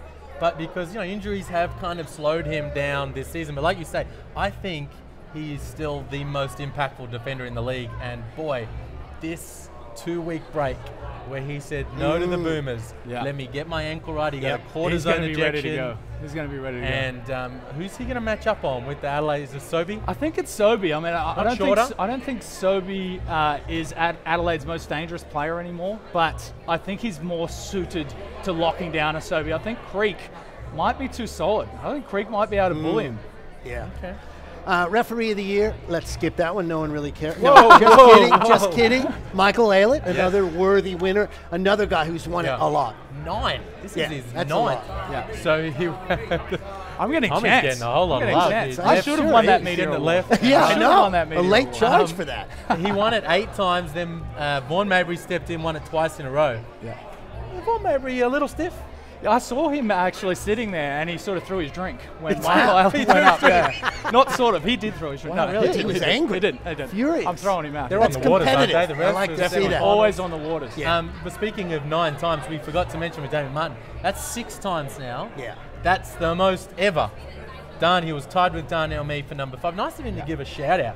Yeah, I mean, when does Damian Martin miss a beat though? Does he ever miss a beat? It's kind of sickening. I'm almost I just want to see when he stuffs up. He is pretty much the perfect guy. And the final award given out tonight, most improved player to Shea Ili. I like it. This was my pick. I They've like all been it my too. pick. I've got him every single one You of don't them. have. That's ridiculous. I like up and it coming, because up and coming. yeah, like in the context of what the award is supposed to be, yes, he is probably the most deserving. If you're just going That's on how like you give it out though, right? No, it's no. I mean, if you just go straight on numbers for who's improved the most over the last season, from season last, Lucas Walker, Alex Loughton, these guys are candidates. But for an up and comer, I think that Shea Ili is probably you number one explained it candidate. really well on the broadcast a few weeks ago. Yeah, Tick. that probably happened. You said, okay, so is it straight what you did this year compared to what you did last year, or is it comparing this year to anything we've ever seen before from you as a pro? Yeah. Because if it's the latter, That's the Alex big changer. Loughton, Lucas Walker, they couldn't win it because they've already been impact starters over the journey. Talking about marking things down, can we mark down him giving me some props for that? Yeah, Please keep that. Maybe the I'll first put that time in. ever. Ted, put that in. You're watching The Free Agents, brought to you by Liquorland, Ed Wyatt, Liam Santa Maria, and Tommy Greer. We've got top 10 plays, dunks, and blocks coming up in a little bit, but we also should look at some of the awards still to come. Of course, the All-NBL teams, first and second teams, Hall of Fame, Australia Post MVP, Coach of the Year, and the big one, the MVP, all to come. So All-NBL teams? That's a tough one, isn't it? It is. That's really hard. Really tough. So tough. I mean, this year, so many candidates. You could fill 3 or 4 teams with some of the performances this year. For mine, Cotton, Randall. I think Boone's got to be a lock. I think Conga's got to be a lock. He's a lot of people's pick for MVP. And then, you know, as you start moving on beyond that point, it's pretty open-ended. So you think that's 4 locks? I agree with you. 4 locks in the first team. We've got obviously 3 outside players, 2 inside. So you're going Randall, Cotton, Conga outside in the first team. Boone, he's the first name anybody writes down. So now you've got to find an inside guy. So I say it's either Daniel Johnson one of the Adelaide or Midge boys. Creek. It's one of the Adelaide Which boys. way do you lean on that one? I've had DJ penciled in as my first team guy. He's so underrated. And I think he gets underrated because his lack of defense and the fact he's not a known defender. He has scored more points than anyone else since we turned to 40-minute basketball. So he's not a good scorer. He's not flashy either, right? Yeah, he is a prolific scorer. And he's one of the players leading Adelaide to the season that they've had, potentially onto a championship. He gets nowhere near the credit he deserves. Correct. And I actually think he's had his best defensive season of his career this year. I mean, they're switching 1 through 5 in that starting lineup. He's doing a much better job switching on those on-balls, keeping those guys in front of him, contesting. You know who he's not underrated by? Are the other people in the league. That's very true. The players and the coaches and the assistant coaches, because year in, year out, he's in these All-NBL teams. Yeah, very true. He was in the first team last year. He's in first or second team every year. I think he'll be in there, and Creek probably in the second. I tell you, I got Sosa in my second team, and I think that's an unpopular opinion. I think it is too. Interesting. Yeah, I don't know. I mean, Travis Trice had a fantastic season. Brisbane, not so fantastic, but he was really good for them. I think Casper Ware probably rates a mention in that point guard position as well. Ty Wesley, you would think, the grown man from Melbourne, he'd probably find himself into that second team. Yeah, I mean, so many names. Don't envy anyone making that decision. You know what I think will be really interesting is whether Perrin Buford lands in one of those teams. Wow. The voting taking place, I think, right after his departure from the league and the Bullets. Sure, he'll be happy to fly in. And has he done a video for it? The way he departed might not help. No. I mean, you're not winning any favors. You're not going to get that 50-50 vote from someone. I think you're right. Let's look at a couple more guys. Australia Post fans MVP. Do we have a thought on that? I mean, Randall always polls well, but love him. People love him. But the supporters of Adelaide and Perth get behind things like this. So I'd be looking to one of those cities. Wow. Coach of the year? I think it's probably a 2-man race. Well, I know Tommy is swaying with the wind on this you're one. trying to be like usual. No. I speak to him on Friday. He says Vickerman. Hold on. Saturday, wait a minute. Sunday, Vickerman. How many of these have you had? More to the point. How many Loch Lamons? Very good, by the way. Yeah, I think maybe 7 too many. Drink and drive responsibly. I started out Dean Vickerman, and I get called biased for it. But I think what he did with Melbourne United and being able to manage that much talent and get them playing the kind of basketball they're playing at the moment, I think is fantastic. I have been swayed, and you'll never guess who swayed me. Corey Homicide Williams has swayed me to Joey Wright for Coach of the Year. I think the fact that you lose the MVP last year, a lot of people doubted Shannon Shorter when he came in, and they've gotten better statistically across a lot. Now we need to get to the top 10. I'm going with Joey Vickerman. Joey, I like it. Yeah, okay. Or Dean Wright. I'm getting the wind up that we need to go to the top 10 place. Quickly, MVP thoughts? Very quickly. He's got a big lead. Yeah, he's almost too far out now. Yeah, I think so. He's going to be tough to catch. 19 ahead. At the leaderboard, wondering where his votes went. Chris Golding's over there wondering why he's not up in the top 10. He should be, actually. He wants a bet on Coach of the Year. We'll figure that out. Let's get to the top 10 plays. Now, this is sensational. The top 10 plays this year in the NBL. Have a look. Another great season is in the books, so let's make this thing cook. It's your NBL Top 10 Plays of the Year. At number 10, off the steal, it's a no-look fling from Chris Golding. Over to Casper Ware, who takes to the air, and the apparition is on a mission as Casper goes reverse with a burst for Melbourne at number 10. Off the glass. There's some chemistry between them finally. On to number 9, and this is D-Lish from K-Lish, shakier than a coin-operated bed as he flat drops the D before knocking down the 3 for Sydney. Kevin Lish is nasty at number 9. Ankles broken. 3-point shot from Kevin Lish. At number 8, time winding down, but Casey Prather winding up. Half-court buzzer beater and crowd pleaser. Off the glass with class to get Casey Prather in at number 8 for Melbourne. From outside, drops the baskets. On to number 7, and it's Rodney Clark dropping in from heaven. More hang time than the Mona Lisa as he shows, then flows to the other side with a little reverse glide, allowing the Rock to drop the shot at number 7 for Illawarra. That's a tough shot and an even better finish. At number 6, it's a 3-quarter court flyer from Big Greg Heyer. How in the world does the Perth Wildcat do that?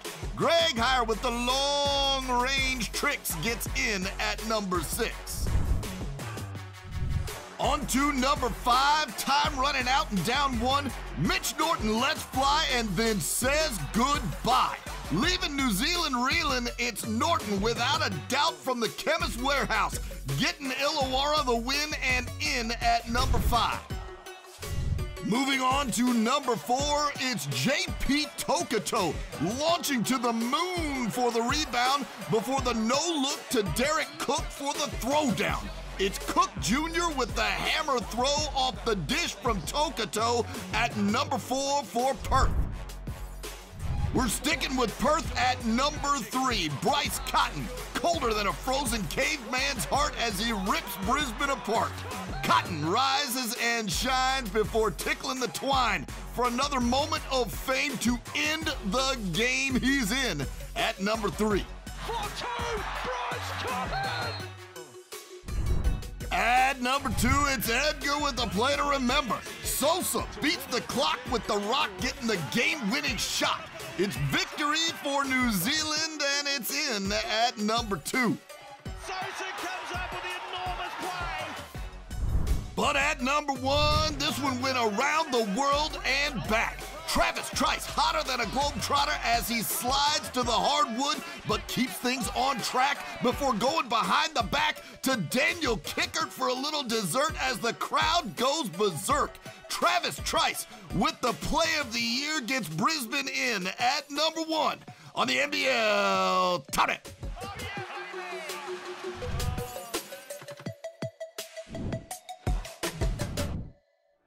There we go, top 10 plays of the year. Happy with that? Travis Trice leading the pack? Absolutely. Yeah. As he said, it went around the world. It went viral. How good is Well, NBA how far Bo? away, Ted? Unbelievable. How did we get him? So good. How did we get him? How far away are we? Some back channels. Okay, back channels, very, yeah. very good. Outstanding. Now, Ed Wyatt, Liam Santa Maria, Tommy Greer no longer with us. He's gone to a better place. And I don't mean to be heavy about that. No, he's fine. He's fine. He's over at the Loch Lomond Whiskey Bar. Tommy, are you there? He's got Ty Wesley, I think. Hold on. Take it away, Tommy. Here with the grown man of the NBL and Melbourne United, Ty Wesley. Ty, what a night. Yeah, you know, the customers know how to put on a show. So, yeah, it's been crazy, very glamorous and high class, so we're enjoying it. Yeah. And you look very dapper tonight, mate. Very well dressed. Probably best Melbourne United's put on show, I reckon. But looks like you're playing a little bit of Insta husband here tonight. Yes, my wife has had me take and be in about 4 million photos. So, yeah, those will be up on the gram in about 45 seconds. So, stay tuned. And what about tonight? Obviously, we're here to honour the NBL MVP of 2017-18. Who's your pick to go home with the trophy?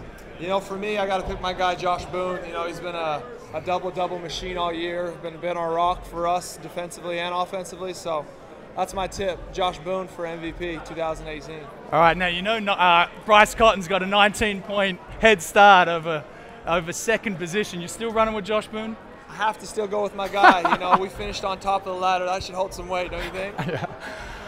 Obviously, you guys, finishing on top of the ladder, fantastic season for Melbourne United. But you guys have done this before.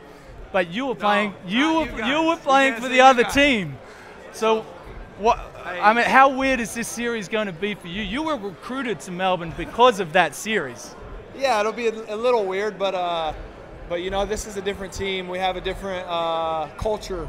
I think a very different culture, a very different buzz going around the club this year. Me being on the other side, you know, we're very confident going into the series. We got home court, and we're looking to take advantage of that. All right, and just finally, you're going to make that All-NBL first team. What do you think? You tell me. I don't know. But yeah, you know, if I don't, you know, I'll be happy with whatever. Had a good year, and just enjoying my night. All right, Ty, thanks very much for your time, mate. I think it'd be a massive shame if you didn't make that NBL All-First Team. Fantastic season. Back to you, boys. Thank you, Tommy. Tommy Greer and Ty Wesley, former Utah State Sorry, Aggie. you got cut. Ty Wesley. Now, this is brought to you tonight by Liquorland. This is, if you like your scotch, this is very good. Loch Lomond. We've been very kind to have some of us delivered here, but we're going to show you now a little bit about Loch Lomond, where it comes from and what it's all about. Have a look. The story of Scotch whisky is the story of the land and the water, of people and their passion. The Loch Lomond Group story is the story of a family who, across generations, have passed down the art and the craft of making some of the finest malts and blended whiskies in the world, with a keen eye for independence and innovation.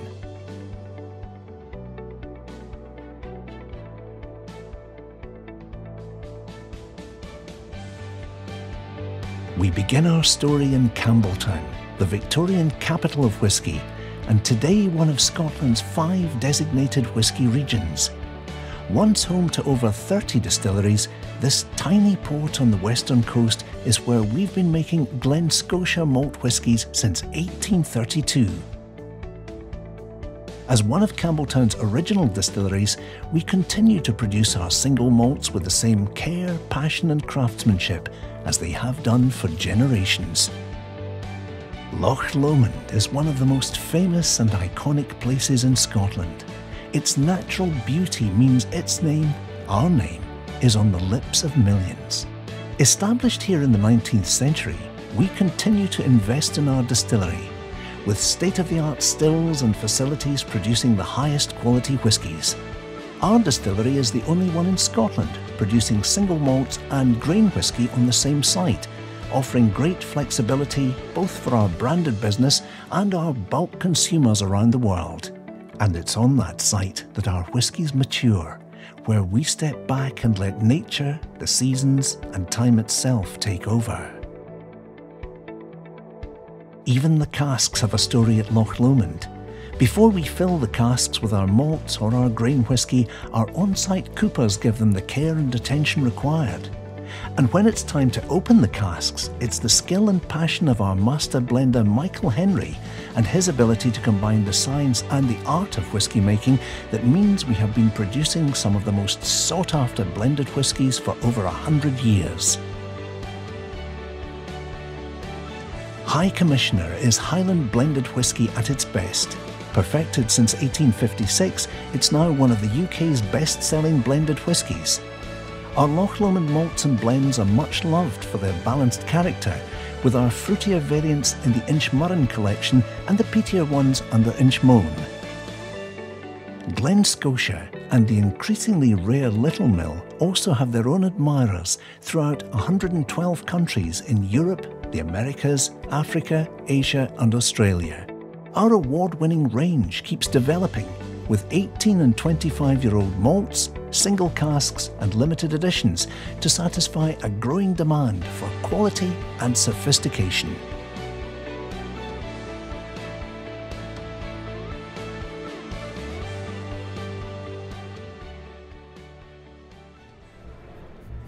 Welcome back to the Free Agents. You've already seen the plays of the year. Now we've got something, Liam, I know this is something you can relate to as the king of dunking. Yes, the dunk. This is the top 10 dunks of the year. Have a look. It's time once again for Denials at the Rim. It's your NBL top 10 blocks of the year. We start at number 10, coming from off the ball, but he got it all. Andrew Ogilvy getting obscene on Rakeem as he swats this thing. Big Mr. Ogilvy showing his presence to Christmas at number 10. Christmas some chin music. On to number 9, and tracking back and smacking that is Michael Carrera. Flying nearly into the stands to sacrifice his body for cans gets Carrera in at number 9. Moving along to number 8, and that's nothing but pumpkin as Todd Blanchfield skies to deny Rob Lowe for the Sydney Kings at number 8. Oh my goodness, Todd Blanchfield! At number 7, it's Rodney Clark on the run out, but that's not going in on Finn. Finn Diesel quicker than a half-life of a lightning strike as he races to the rim to prevent that from going in. Delaney getting in for New Zealand at number 7. Great timing by Finn Delaney. On to number 6, and Clint Steindel's a shooter, but oh my Josh, no chill on J Chill as he swats the pill, getting the Perth Wildcats in at number 6. Clint Steindl did the block.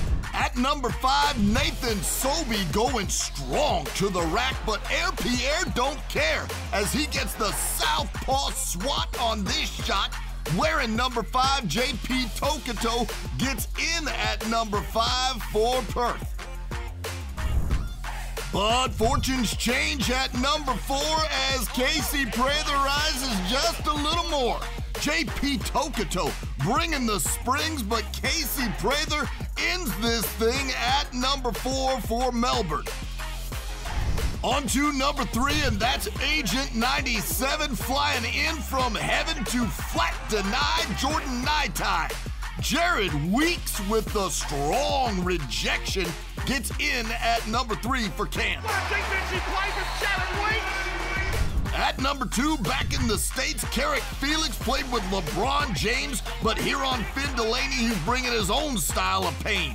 Flying along the baseline for a big deny gets Carrick Felix in at number 2 for Melbourne. Rejected by Felix! But at number 1, with 2 hands like a man, it's Demetrius Conger, and it doesn't get any stronger. Conger doing Bryce Cotton rotten to drop in at number 1 on the Blocks of the Year edition of the NBL Top 10. Newsflash. And I'll tell you, it's funny you're talking about Liam's dunking, because I got to tell you, every time he tried to dunk, that's exactly what happened. Exactly. I've seen it. There we go. I saw it every single time. It was the double-handed slap away. That obviously was our top 10 blocks. Indeed. Now we will give you the top 10 dunks. More my thing. Here we go. Buckle up for flight time. It's the top 10 dunks of the year in the NBL. We get you started at number 10. It's Illawarra's Demetrius Conger. Stronger than Brute Cologne as he goes soaring to the throne to throw this one home. That gets in at number 10. Sliced and slammed! On to number 9, and it's Junior. Derek Cook Jr. rising to the ceiling with feeling on the business end of this alley-oop at the hoop. He throws this one through for the Perth Wildcats to get in at number 9. Moving along now, what's top 10 without Casey Prather? He gets in at number 8, going airborne for Melbourne. Wearing number 23, he's set free from the laws of gravity on this rim spree that lands him at number 8. At number 7, the man is more electrifying than a down power line. It's JP Tokato with the two-handed hammer throw, and Air Pierre just hanging around up there, putting Perth in at number 7. On to number 6, and on the countdown for a second time, it's Demetrius Conger along the baseline. Dude's got more hops than a frog on a flaming log, as this reverse stuff is enough for number 6. It's Conger showing us his tricks. We're into the top 5 now with money-making Mitch getting rich at the rim as he hammers this one in. Mitch McCarron in the air and hanging around to throw this one down with the left for Cans at number 5.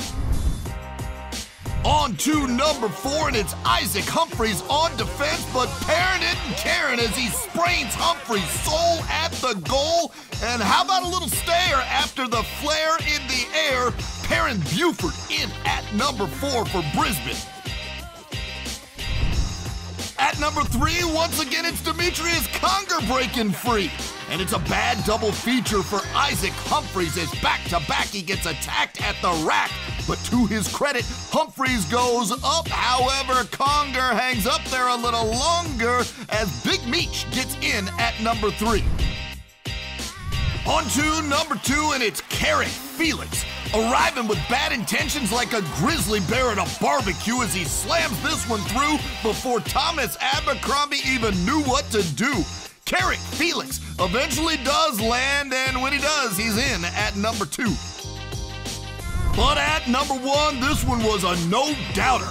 Agent 97 shredding the D like a shark shreds the sea. Jared Weeks bringing the truth from the roof on Anthony Drimmick.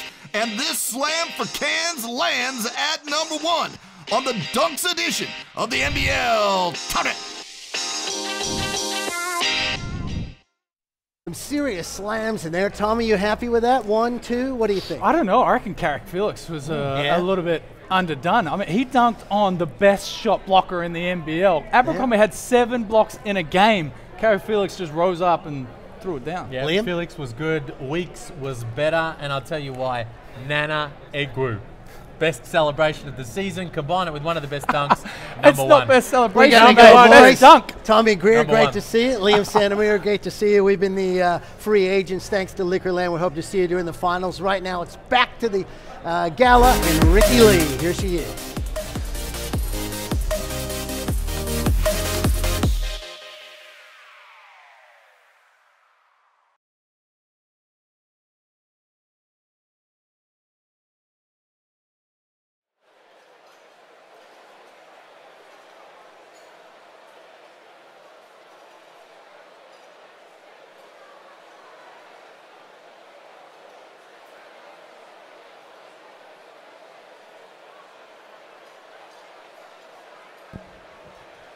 Ladies and gentlemen, please welcome to centre stage multi-platinum artist, Ricky Lee. Good evening. I don't quite know where to look.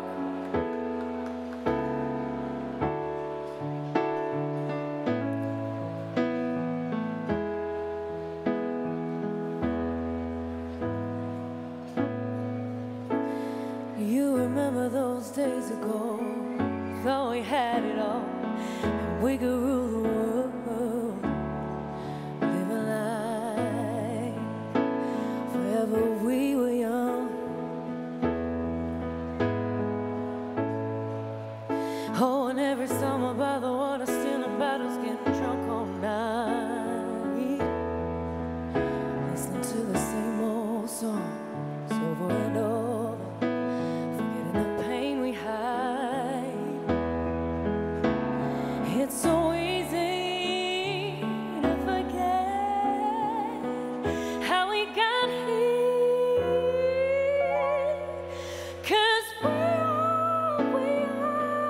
are all the same, and it's not too late to start over again, 'cause we all the same, and it's not too late to start over again.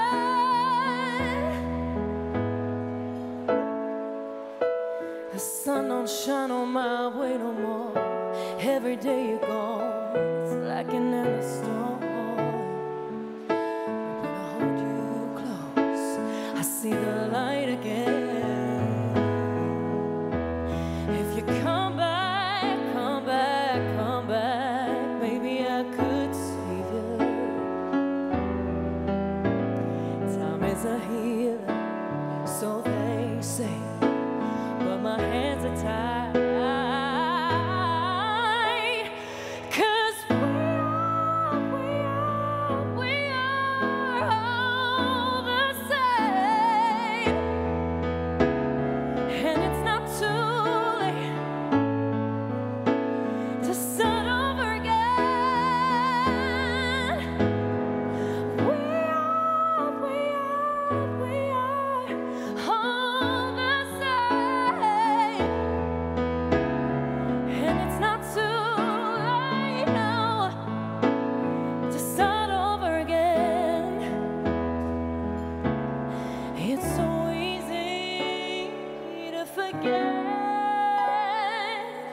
how we got here. Life's just a maze, but you gotta lose yourself before you find your way. But it's not too late now, 'cause we are all the same. Oh, and it's not too late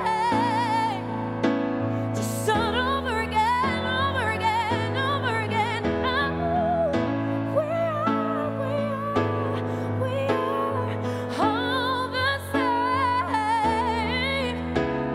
And it's not too late to start over again.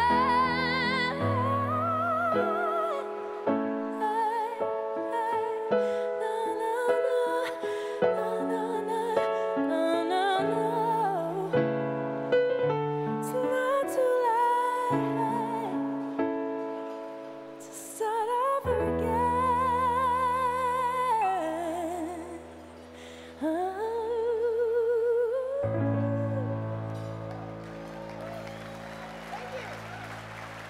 Andrew, everybody.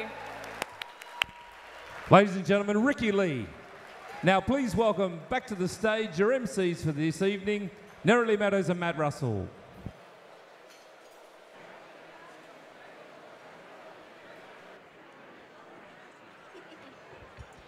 A big round of applause, please, for Ricky Lee. How good is she? And the good news is that Ricky Lee is back later on in the night for more. Now, Nerily, how many did you have at the Pomeroy Bar? 5 or 6 during the meal break? We're about to find out, I think, Matty. Slur-free so far. Let's keep it that way. We move on now, ladies and gentlemen, to the announcement of the NBL second team. The criteria for the team awards are: the All-NBL teams are chosen via a voting system involving the head coach, one assistant coach, and the team captain of each team. Sound familiar? Voters selected their All-NBL first and second teams by selecting 3 outside players and 2 inside players for each team.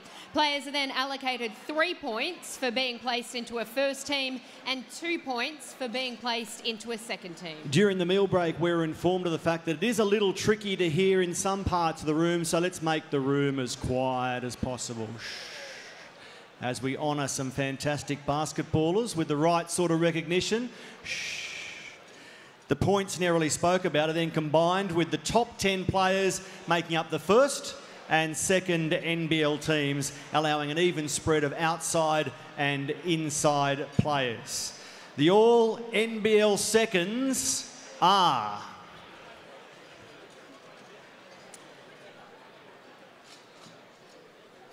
Edgar Souza from New Zealand. Jerome Randall from Sydney.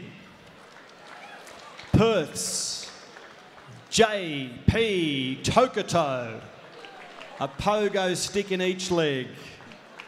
Adelaide's Mitch Creek, and a man who had a sensational season for Melbourne that's not over yet, Ty Wesley. Well done, Ty. Ladies and gentlemen, please congratulate our All-NBL second team.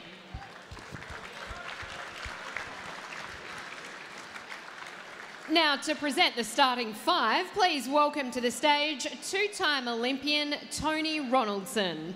Tony competed at the Atlanta 1996 and Athens 2004 Olympic Games. Ronaldson was also a member of the 1994 and 1998 World Championship teams. He knows all about the NBL first. During his league career, he won 2 championships at the Southeast Melbourne Magic. And Tony was part of the gold medal winning team at the 2006 Commonwealth Games. It's great to have him here on stage. Big round of applause again, please, for Tony. Good to see you, mate.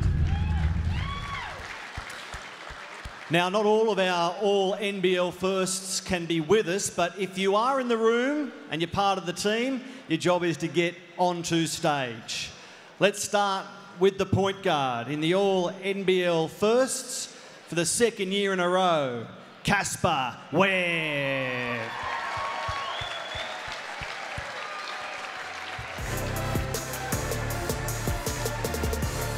Still with much work to do, it is a great grin on the face of Casper, and we've seen it often this season. Good to see it again right now. Up you come, mate. He was the finals MVP last season, and he makes the All-NBL firsts for the first time. I speak of Perth shooting guard Bryce Cotton.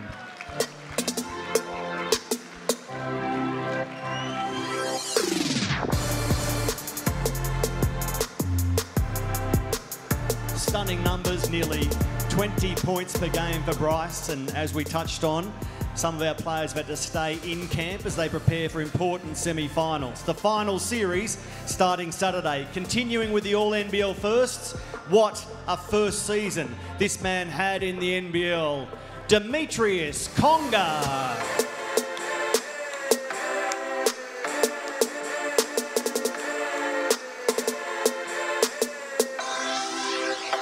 Get in line to celebrate the season that Demetrius had. They love the conga line in the gong because Demetrius elevated, spending far too much time up above the rim, spectacularly so. Our next man has been in the All-NBL firsts 3 times, including consecutive years now. Daniel DJ Johnson from the Adelaide 36ers.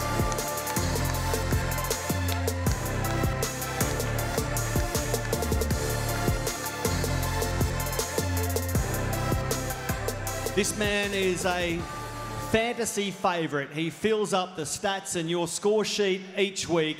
From Melbourne United, their big man, Josh Boone.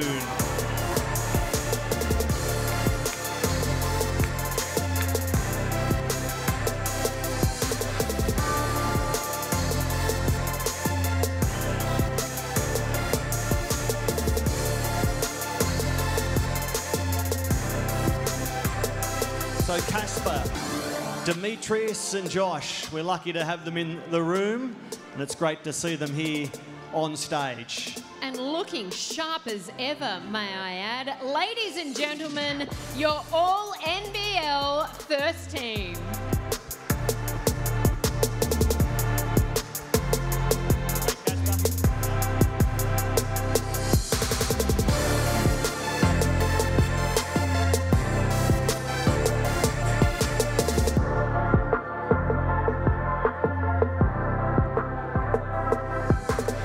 Thank you to Tony, thank you to Jeremy, and I want one hell of a round of applause to celebrate the season of the 5, including these 3 gentlemen right here. One big round of applause.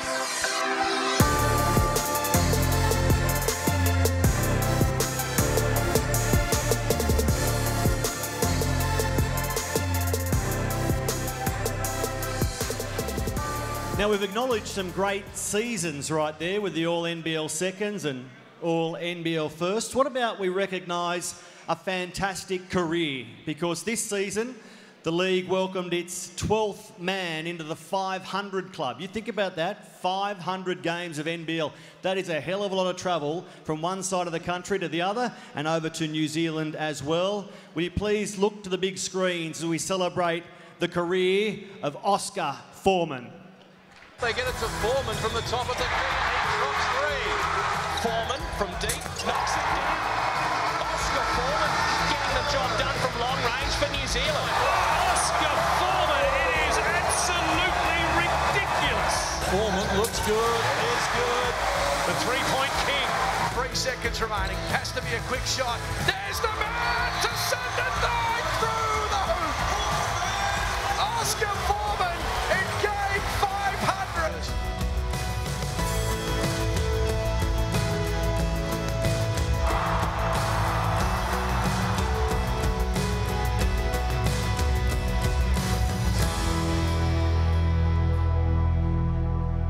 Oscar Foreman with a wave to the fans. We celebrate 17 magnificent seasons. You know he was a championship winner at Adelaide in 2002, his first season.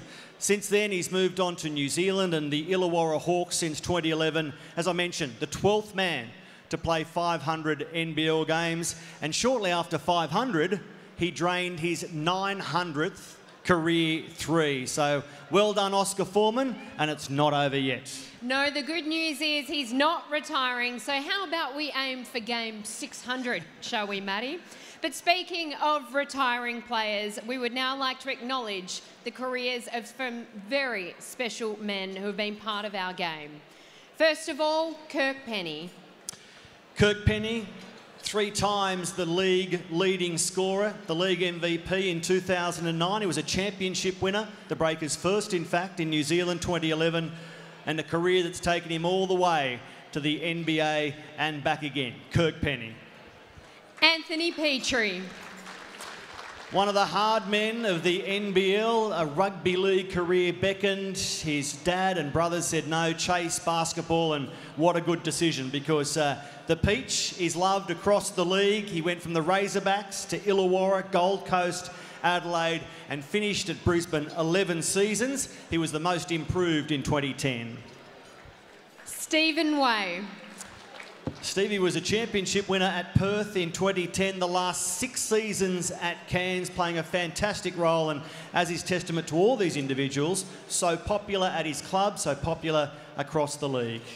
And one of my personal favourites, Matty Knight. Unfortunately, Matty had to give it away mid-season because of some health concerns regarding knocks, and to his credit, he wanted to make sure he was fit and firing to have joy with his family in seasons to come. A 3-time champion at Perth, that's why you like him so much, all those championship rings. The most improved in 2009. He started his career at West Sydney, actually with Anthony Petrie, but very much a Perth Wildcat now, Matty Knight. Ladies and gentlemen, please put your hands together for our retiring players.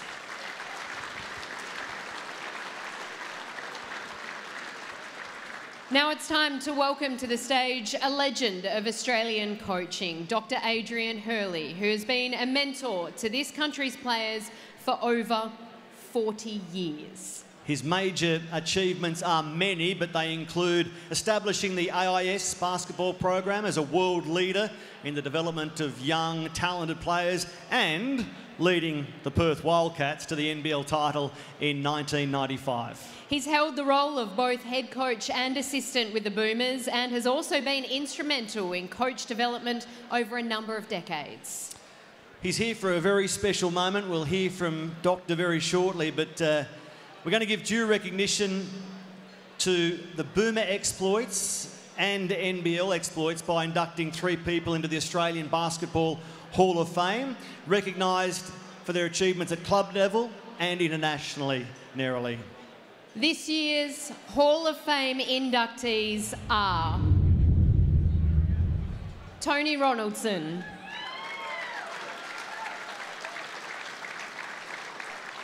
Brett Maher,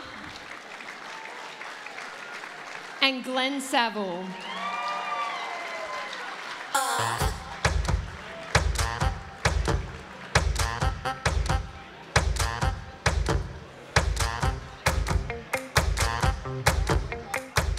To Ronaldson instead, and that was a good option. Well, that man Ronaldson, he lost the ball on that occasion. Ronaldson all the way.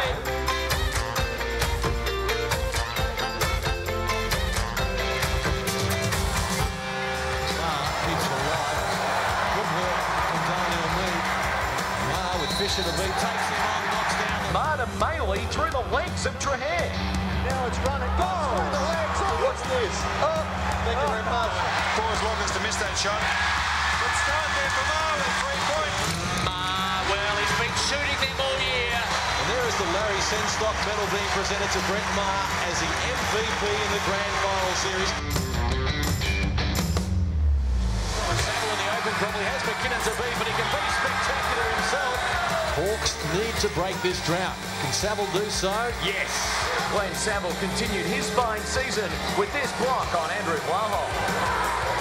How about this reject? Terry Johnson rejected by Saville. From long range, a bit of lap of honour. No, Saville gets it in. single-handedly, Glenn Saville is going to drag Wollongong to victory. Glenn Saville, MVP in the grand final, ladies and gentlemen. A dream come true for him.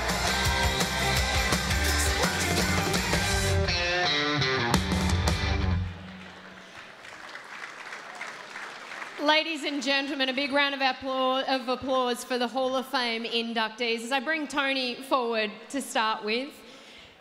Tony, what does it mean? Well, it's as big as it gets. I mean, we all know in this room that we play the greatest sport in the world.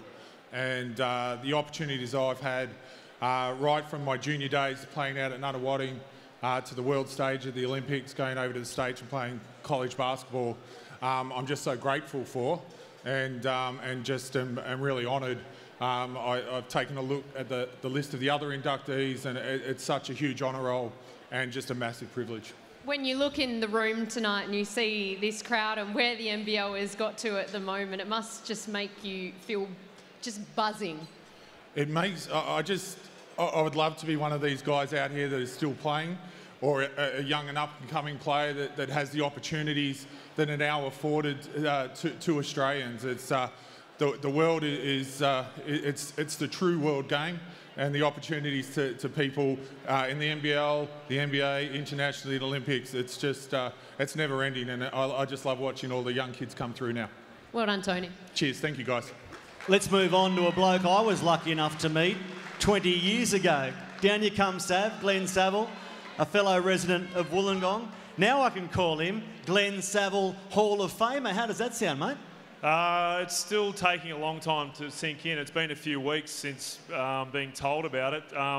So yeah, it's taken some time to sink in. I actually showed up tonight thinking this is all a massive stitch-up, because when I showed up, I was sitting on the refs table, and anyone knows how I treated the refs when I played knew that you know, there's that thing called karma. But you know, we're all in it together tonight, guys. I love you, blokes. Yeah. I do remember a tub of Gatorade flying past my ear when G. Saville was ejected one day. We saw you cutting the net from the ring in Townsville, I think, 2001. How do you balance up all the highlights for the national team at club level? Do they all just become one big mix, or is there a standout?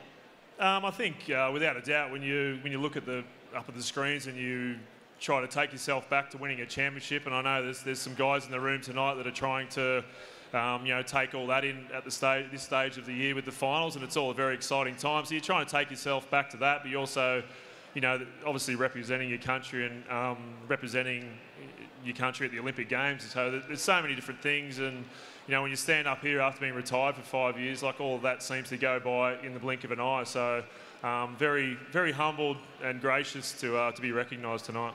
Congratulations, Hall of Famer. That's going to take a while. Come on up, Brett. Last but not least, how are you, mate? Congratulations. Yeah. When you stand amongst these two gentlemen in front of this room, how does it feel? I think, as Tony said, it's a huge honour. I think growing up as an Australian kid, your goal is to play in the NBL and do very well. And when we were coming through to represent your country, and all three of us have been able to do that at an Olympic Games, and there's clearly a lot of people to thank, a lot of coaches and players who we've played with, but it's a huge honour. And my dream was always to represent Adelaide, and to play all my career there was a huge honour. And to be up here tonight, we play a team sport. We don't want individual honours, but I mean, when things like this come along, it is very special. Brett, the Adelaide 36ers are performing this weekend on the Brett Maher court. You must be looking forward to more finals action. Yeah, I am. I think all four teams are exciting, and Adelaide are matching up against Perth, and I always used to love those rivalries as well. Perth and New Zealand have dominated for so long, and I was speaking to someone in the toilet earlier saying I just hope those two teams get wiped out and Adelaide and Melbourne can play in the final, because I just want some new teams in there. That'd be exciting. But yeah, I wish Adelaide the best of luck, and I think that'll be a great series. If you beat Perth any time of year, it's a great time to win. A big round of applause for Brett Maher, Glenn Saville, Tony Ronaldson and Dr. Adrian Hurley, presenting each of our Hall of Fame inductees with a special commemorative picture to take home. So we move on from our Hall of Famers to some people who would probably say they should be in a Hall of Fame somewhere if they're not already. This will really get you going and set the scene for the crescendo of the evening. The Harlem Globetrotters have entertained millions of people all over the world for more than 90 years. And guess what? We've got them touring Australia in April, Nerily.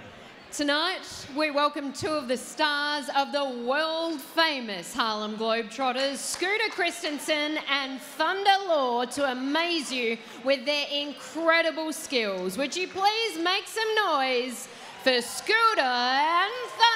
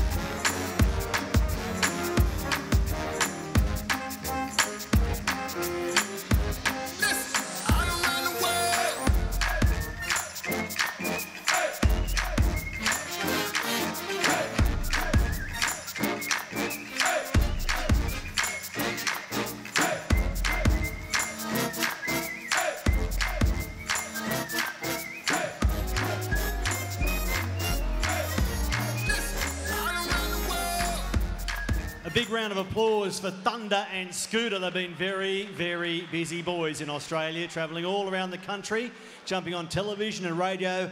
And the Globetrotters as a whole are headed our way April 13 to 22. Tickets are selling fast. Make sure you don't miss out and jump on board the Globetrotters April tour. It'll be fantastic. Maddie, it is time to get back to the count. Let's have a look at round 15 to 19.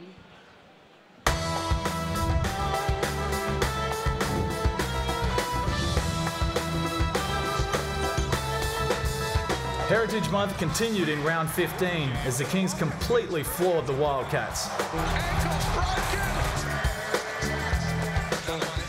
Adelaide went 2-0 against the Hawks, while in New Zealand, the Breakers snapped United's 7-game winning streak. Melbourne bounced back in Brisbane. From 3, and a big win for the visitors. While Jared Weeks and Clutch Glidden fired the Snakes to a big win at home. 3 on the shot clock. Glidden fires. Round 16 tipped off with an historic collaboration between the Australian Open and the NBL. The roof was off, and so was the timing, but Casper Ware soon got Melbourne humming. Buford was everywhere as Brisbane upset Adelaide, while in Perth, there were highlights galore as the Cats bounced back in the jungle. Randall did his thing, but United were far too good for the Kings. Boone a star with 22 and 13. To close it out, the Hawks kept the dream alive with a win over the Taipan. Round 17 belonged to Adelaide and Perth, who waged an epic 2-game battle that had the basketball world talking.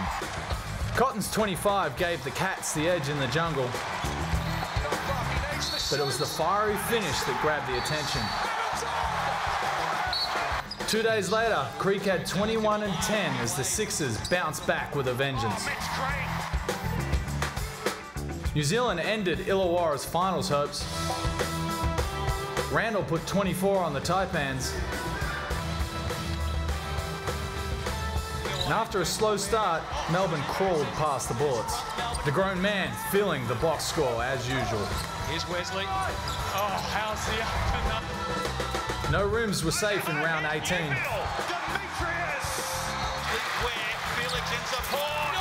Melbourne locked up top spot with back-to-back wins over the Breakers. Sosa and Ware went toe-to-toe at high sense. While across the ditch, Golding was dialed in from downtown. Trice had the Hawks in a spin, while the Orange Crush made it rain in the jungle. Randall had too many tricks for Brisbane, while DJ and the Sixers were all class in the gong. Well, he's going to be so big for them. Look at Johnson. The crowds rolled up in record numbers for the season's final round, and boy, did they get a show. And no one goes down! Can you maybe just give us a chop out here and get me out of this homicide show, because he is horrendous. Round 19 also served as a chance to say goodbye to a couple of retiring heroes, with Anthony Petrie and Stephen Way hanging up the kicks. Sydney finished the season in style. Jerome Randall finds Gadee. Jason Gadee has sparked some sort of party. The Hawks pulled off a miracle in New Zealand.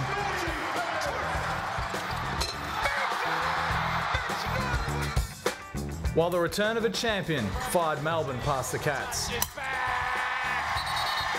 a way to cap the night for Melbourne. Deng put 20 on the Bullets. Look out. Conrad and Kay came up big time for Whitey. Oh, that was soon enough for Kay. While in the season's final game, Bryce Cotton set up a big win for the Wildcats.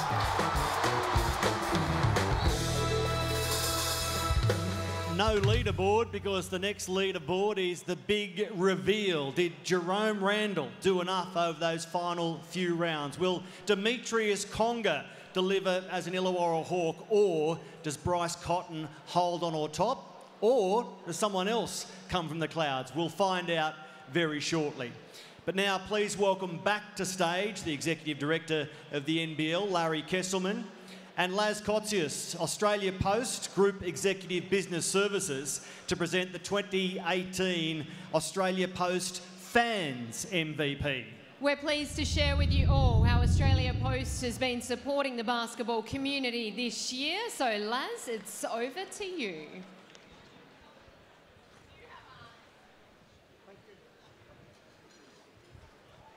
Are we on? Yep. Okay, it's terrific to be here tonight. I'm really pleased to have the opportunity to celebrate the 2018 season this year. And of course, Australia Post's NBL Fans Most Valuable Player competition. It's wonderful to take an opportunity to acknowledge the passion and enthusiasm of NBL fans, some of the most passionate sporting fans in the world. This passion brings people together, and it can be seen at grassroots levels with tremendous participation that's been growing in the NBL over the last few years. Australia Post recognises how diversity can enrich our local communities and why we support NBL inclusion and diversity programs. I'm proud to say that Australia Post welcomes people from all different walks of life.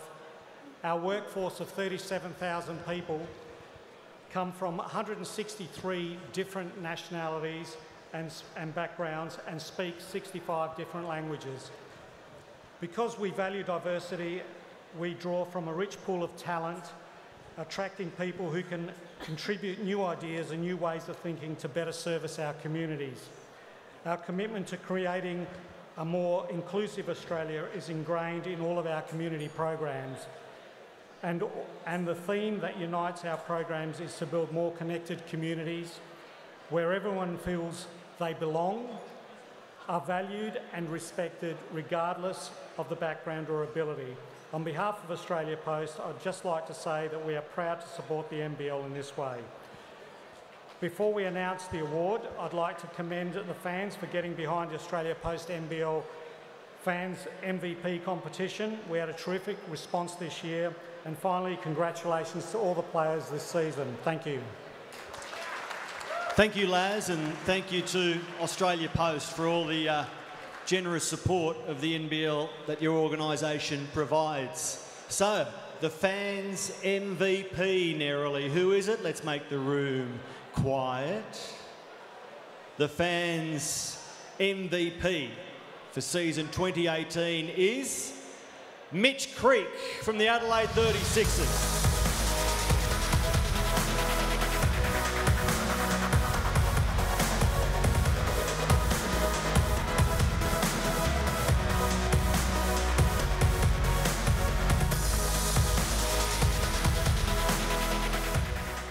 Now, Mitch, of course, is preparing for a semi-final series, but he did give us this very special message. A huge thank you to Australia Post for nominating me for the Fans MVP Award. I just want to thank Australia Post, all the fans from the bottom of my heart. I try and go out there and play the game the right way and with as much passion and purpose as I know how to, coming from Horsham. You know, I never thought I'd be in this position, but a huge thank you once again to Australia Post and everybody. Well done, Mitch Creek. Larry, you're staying, but Laz, you can make your way down. Thank you again for what Australia Post does. And Joey Wright is coming up to accept on behalf of Mitch. Joey, great to see you here. Before I give you the microphone, let me tell everyone in the room what Mitch has been able to achieve this season as Fans MVP. He gave up the captaincy, reportedly to concentrate on his game, and the results were that he led the league in field goal shooting percentage, 64%. 64%. He's in his 10th season, but he's 8th at Adelaide. And statistically, across all 10 seasons, this was Mitch Creek's best in the NBL. 7 rebounds, 2.5 assists, 16 points per game. He scored 20 points 7 times, including a career-high 30 points. Joey, why did Mitch Creek have such a good season? Why is he the Fans MVP?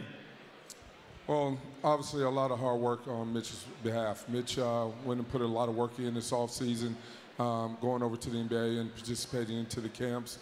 Obviously gave him an opportunity to come back here and play against some of the great guys here, but also excel as he did. Now, Joey, we can't have you on stage, of course, without asking about the semi-finals. You know that I love you. I'm a huge fan of you. Are you confident heading into this one? Because you're never one to mince your words. Look, before we go there, I would just like to say I thought, you know, as an awards night, it's great to come here so we could all feel good about ourselves. But I don't feel as good about myself knowing that Michael Aylen doesn't like me. But hopefully that doesn't influence any calls throughout the season. For the rest of the playoffs, you all are watching. Michael, you're on the spotlight. Look, it's going to be a great opportunity. We're playing against Perth. Perth is a wonderful basketball outfit. Trevor's done a great job down there with those individuals. Damian Martin and guys like that. You just, you know, and even Sean Redditch, who's not playing higher. Just great individuals. You just love playing against them. They mean a lot to what basketball is about. Joey, you coaches do not miss a chance, do you? I give you 10 out of 10 for that little dig there and a little bit of... Well, it was a little dig earlier, I thought, too. Yeah, that's true. That's true. Importantly, with reference to this weekend, how did your Boomers come back from international duty? Are they fit and ready to go? Look, I thought they did a great job. We integrated them over the last 2 days. They didn't come right back in on Monday. They took some time off, but Tuesday, today, they all got back out there and got at it, and we actually had a really good training. Joey, thank you so much for accepting the award on behalf of Mitch Creek. He's just a wonderful player and obviously a fan favourite, but he's always wonderful to deal with. So thank you very much, Joey, for accepting the award. Ladies and gentlemen, now for the Coach of the Year award, receiving the Lindsay Gaze Trophy, sponsored by Ladbrokes. Please welcome to the stage Guy Hexter, Business Development Manager with Ladbrokes, who's going to join Larry and make the presentation to the Coach of the Year. Let's make the room as quiet as we can. Narrowly, as I sit with my headphones on, calling NBL games, I all the time worry and fear for the health and safety of the coaches. I think they need a Loch Lomond or Pomeroy bar right beside their bench because, boy, they do it tough. And we've got to take our hats off to them because they make themselves available before the game, during the game, after the game, and they're always insightful. And only a couple of times do they just turn their back on you and not answer the question. Mr. Lamanis, I'm not looking at you. Coach of the Year, each NBL club's head coach, one assistant coach and the team captain voted on Coach of the Year in a 3-2-1 format. And the winner is Dean Vickerman. Wow.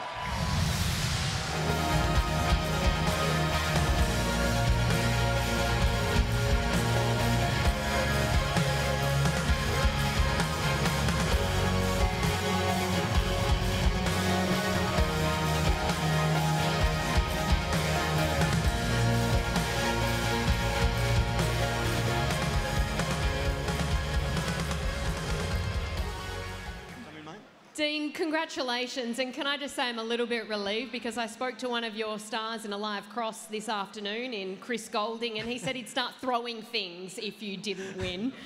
He's throwing things anyway, so...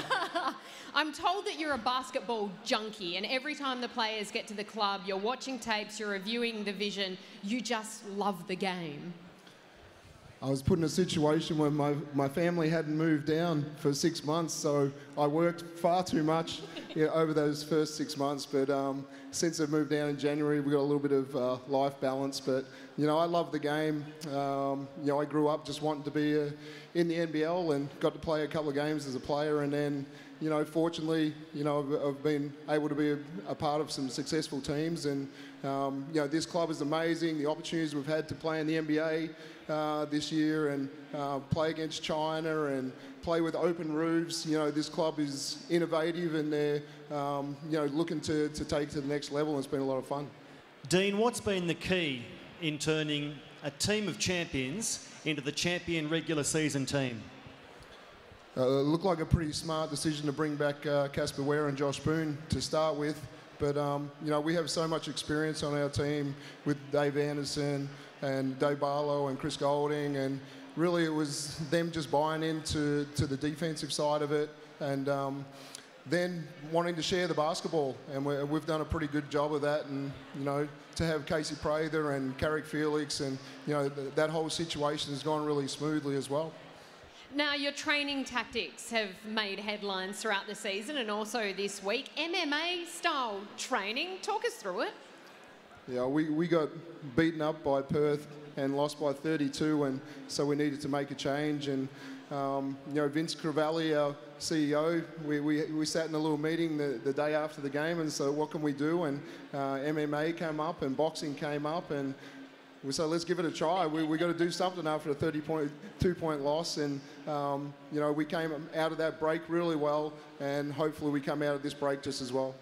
Dean, I know many people in this room will be at Hisense Arena on Saturday, 5:30 for the start of the NBL finals. Melbourne against New Zealand. In some respects, Dean Vickerman against Paul Hanari, the New Zealand coach. You two are both good mates. You were together when the Breakers won a championship, and here you are head to head. So funny how the world works, isn't it? Yeah, we're great mates, and, you know, it's one of those ones where, you know, you are such good friends, but it's battling against your brother. And anytime you get a chance to do that, and we've done it in New Zealand NBL, we've done it in Australian NBL, we've worked together, and, you know, I wish him all the success. But, you know, when that comes game time, you know, we're not brothers for that little moment. Just finally, Dean, I wanted to ask you, I've spoken to a few of the boys and they tell me that you don't hold back. You can hand out an almighty spray and you don't discriminate between stars or any of your players. Have you got one this year that was particularly effective? That's not true. I'm not sure who you've been talking to, but, you know, I hold those back and only use them when needed, and, yeah. That smile says it all. The man with the greatest collection of jackets in NBL coaching history, I reckon. I wonder what he's going to be wearing on Saturday. Dean Vickerman is your Coach of the Year for NBL 2018. Well done, mate.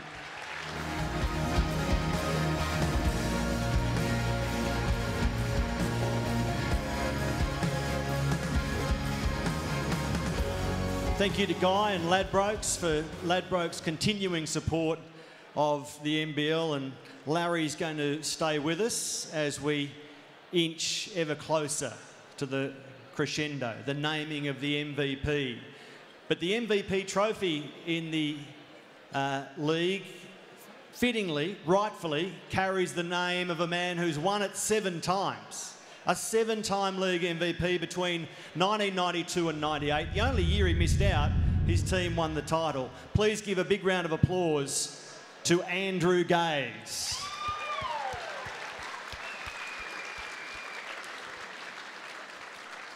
In here, Drewy.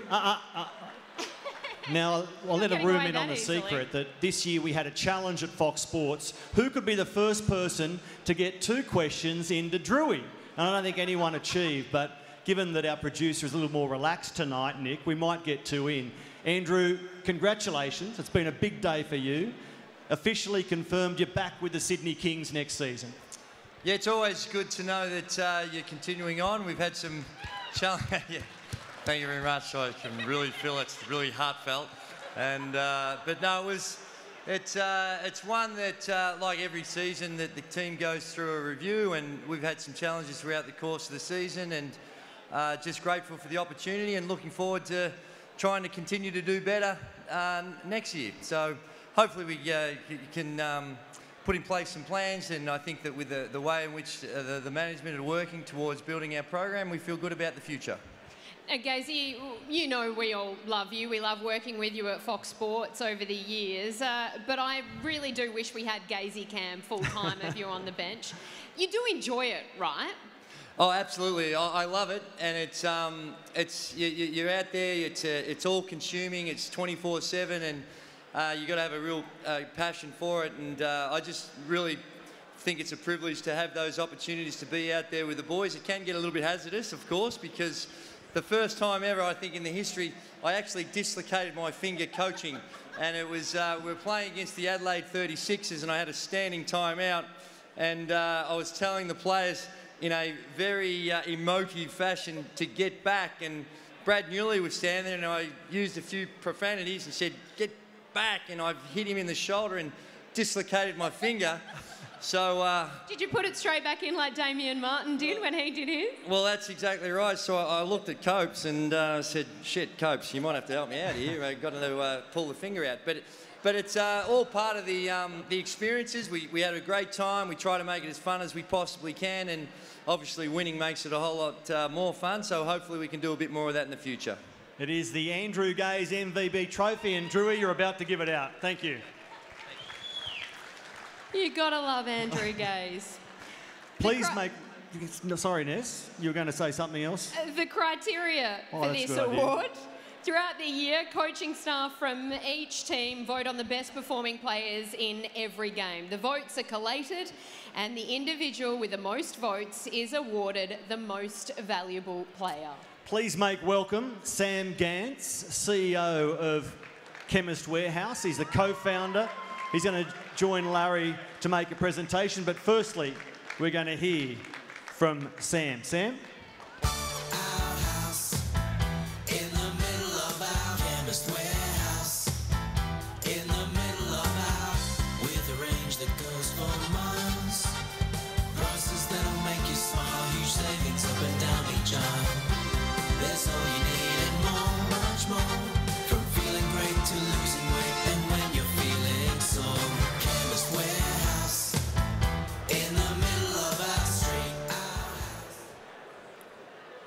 Thank you very much. I didn't realise I was making a speech tonight, so I've come a little bit unprepared. But let me say the Chemist Warehouse is very proud of its partnership with the NBL. We're thrilled to be associated with such elite sportsmen and recognise their huge commitment and dedication throughout the whole season. It gives Chemist Warehouse and me great pleasure to announce the winner of the 2018 Andrew Gaze Most Valuable Player Award to, I can read this, Bryce Cotton.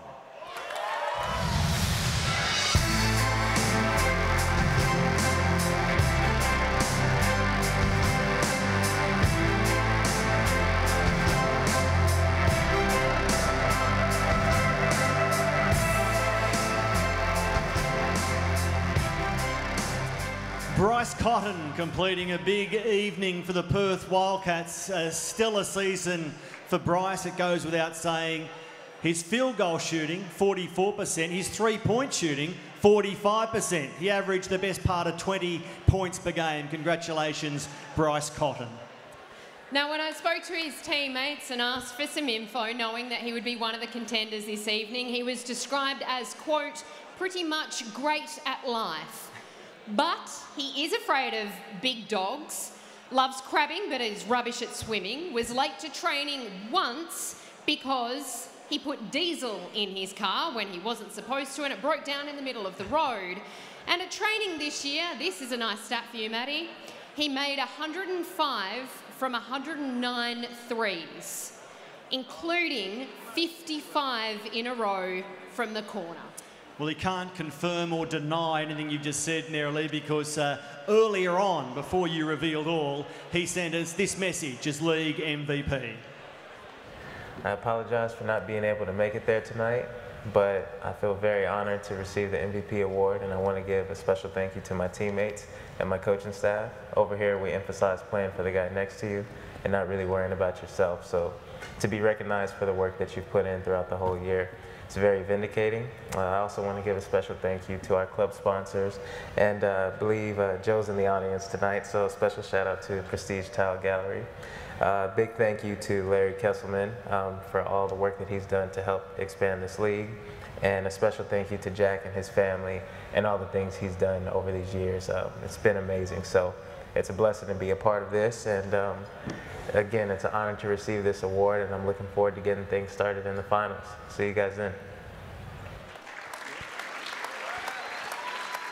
Bryce Cotton, and this is how the leaderboard ended up. Let's go through it, starting with the second page, 14 up to 1. Mitch Creek, Cam Glidden, Perry Ellis, Travis Trice, Perrin Buford, Josh Boone, Rodney Clark. Strong seasons from all of them. Mitch McCarron in the top 7, Edgar Souza, JP Tokoto, Casper Ware, Jerome Randall finished 3rd despite playing only part of the season after arriving late at Sydney. Demetrius Conga runs 2nd. The Hawks didn't make the finals, but Demetrius gives them a highlight here. Runner-up to the winner, Bryce Cotton. Ladies and gentlemen, please be upstanding for our 2017-18 Most Valuable Player, Bryce Cotton.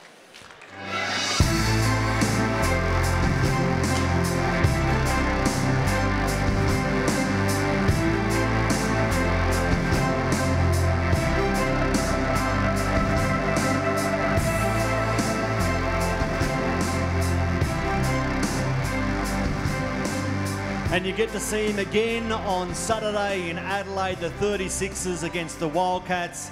Here's another man you can get to see again, Larry Kesselman. Larry, some final words. Thank you. I want to say that the formalities of the evening are over. When we first took over the NBL, in particular 2.5, 3 years ago, we had to sit down and have a look and understand what business we're in. And even though we obviously watch a lot of basketball, the game that we love, we're in the business of entertainment. So the next part, you won't have to wait too long for me to finish my speech, is all about entertainment, having fun and enjoying and celebrating the success of these amazing athletes. I do want to quickly acknowledge a little bit more in regard to the sport itself and our position as the NBL in this amazing game that we play. We consider ourselves the window front of the sport, but we're certainly not the only participants, and without the support of the grassroots basketball that has thrived through the ups and downs of the NBL, we wouldn't be here. So I know we have a number of associations here. We have people that volunteer, the people that work at the grassroots. So I want you to please acknowledge their involvement in the game and the health of it.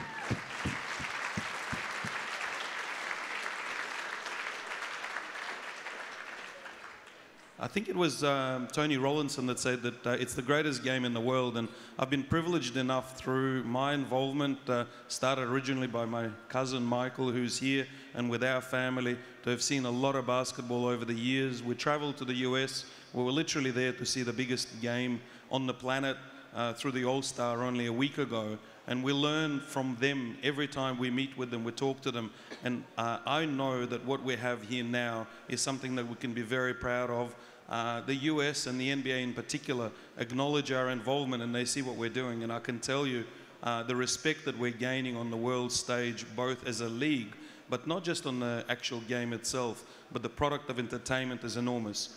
We have been acknowledged, there's no doubt, as the second best league from a product presentation and entertainment value outside of the NBA. There is nothing like it, not Europe, not Asia, putting the quality of the play, what you guys get to experience here every day, every week you come to see the game, is absolutely world class. So I want you to be proud of it, I want you to enjoy it, I want you to respect and acknowledge the work that Basketball Australia and the Players Union does to actually look after our international athletes and the Olympians.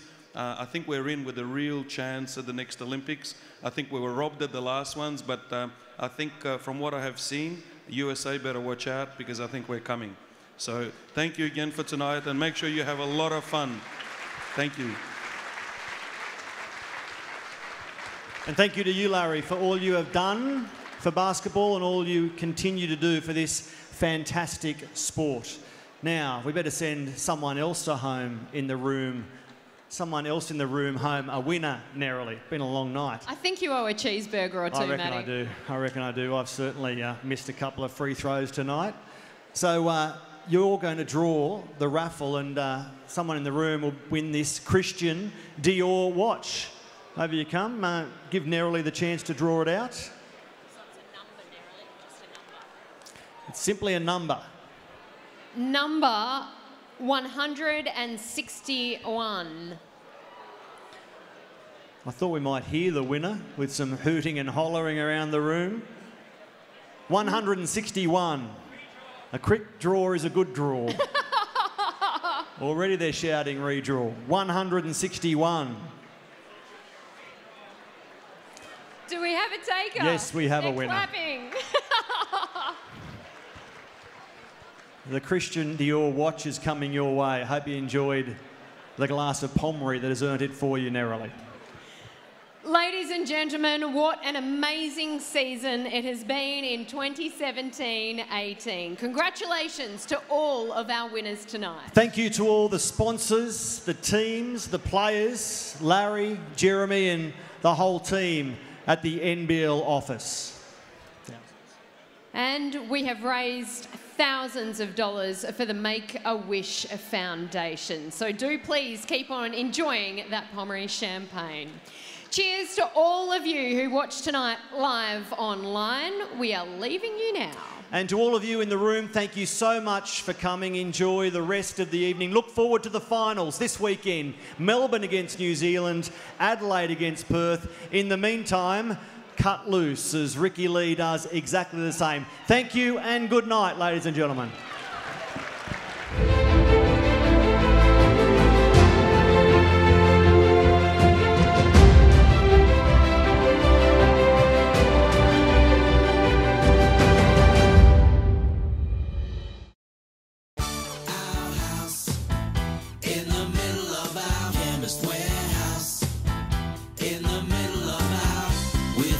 That goes for miles. Prices that'll make you smile. Huge savings up and down each aisle. There's all you need and more, much more. From feeling great to losing weight, and when you're feeling sore, Chemist Warehouse in the middle of our street. Are you up for the challenge? To challenge the players, the voices in your head, to beat the odds, beat the brain, beat yourself. This is backing yourself. Right or wrong. The whistle blows, the lights go green, the gates crash open. It's now or never. Ladbrokes, up for the challenge since 1886. The Harlem Globetrotters. This is what it looks like. This is what it sounds like. This is what it feels like. When an amazing moment becomes an unforgettable memory. The Harlem Globetrotters Live.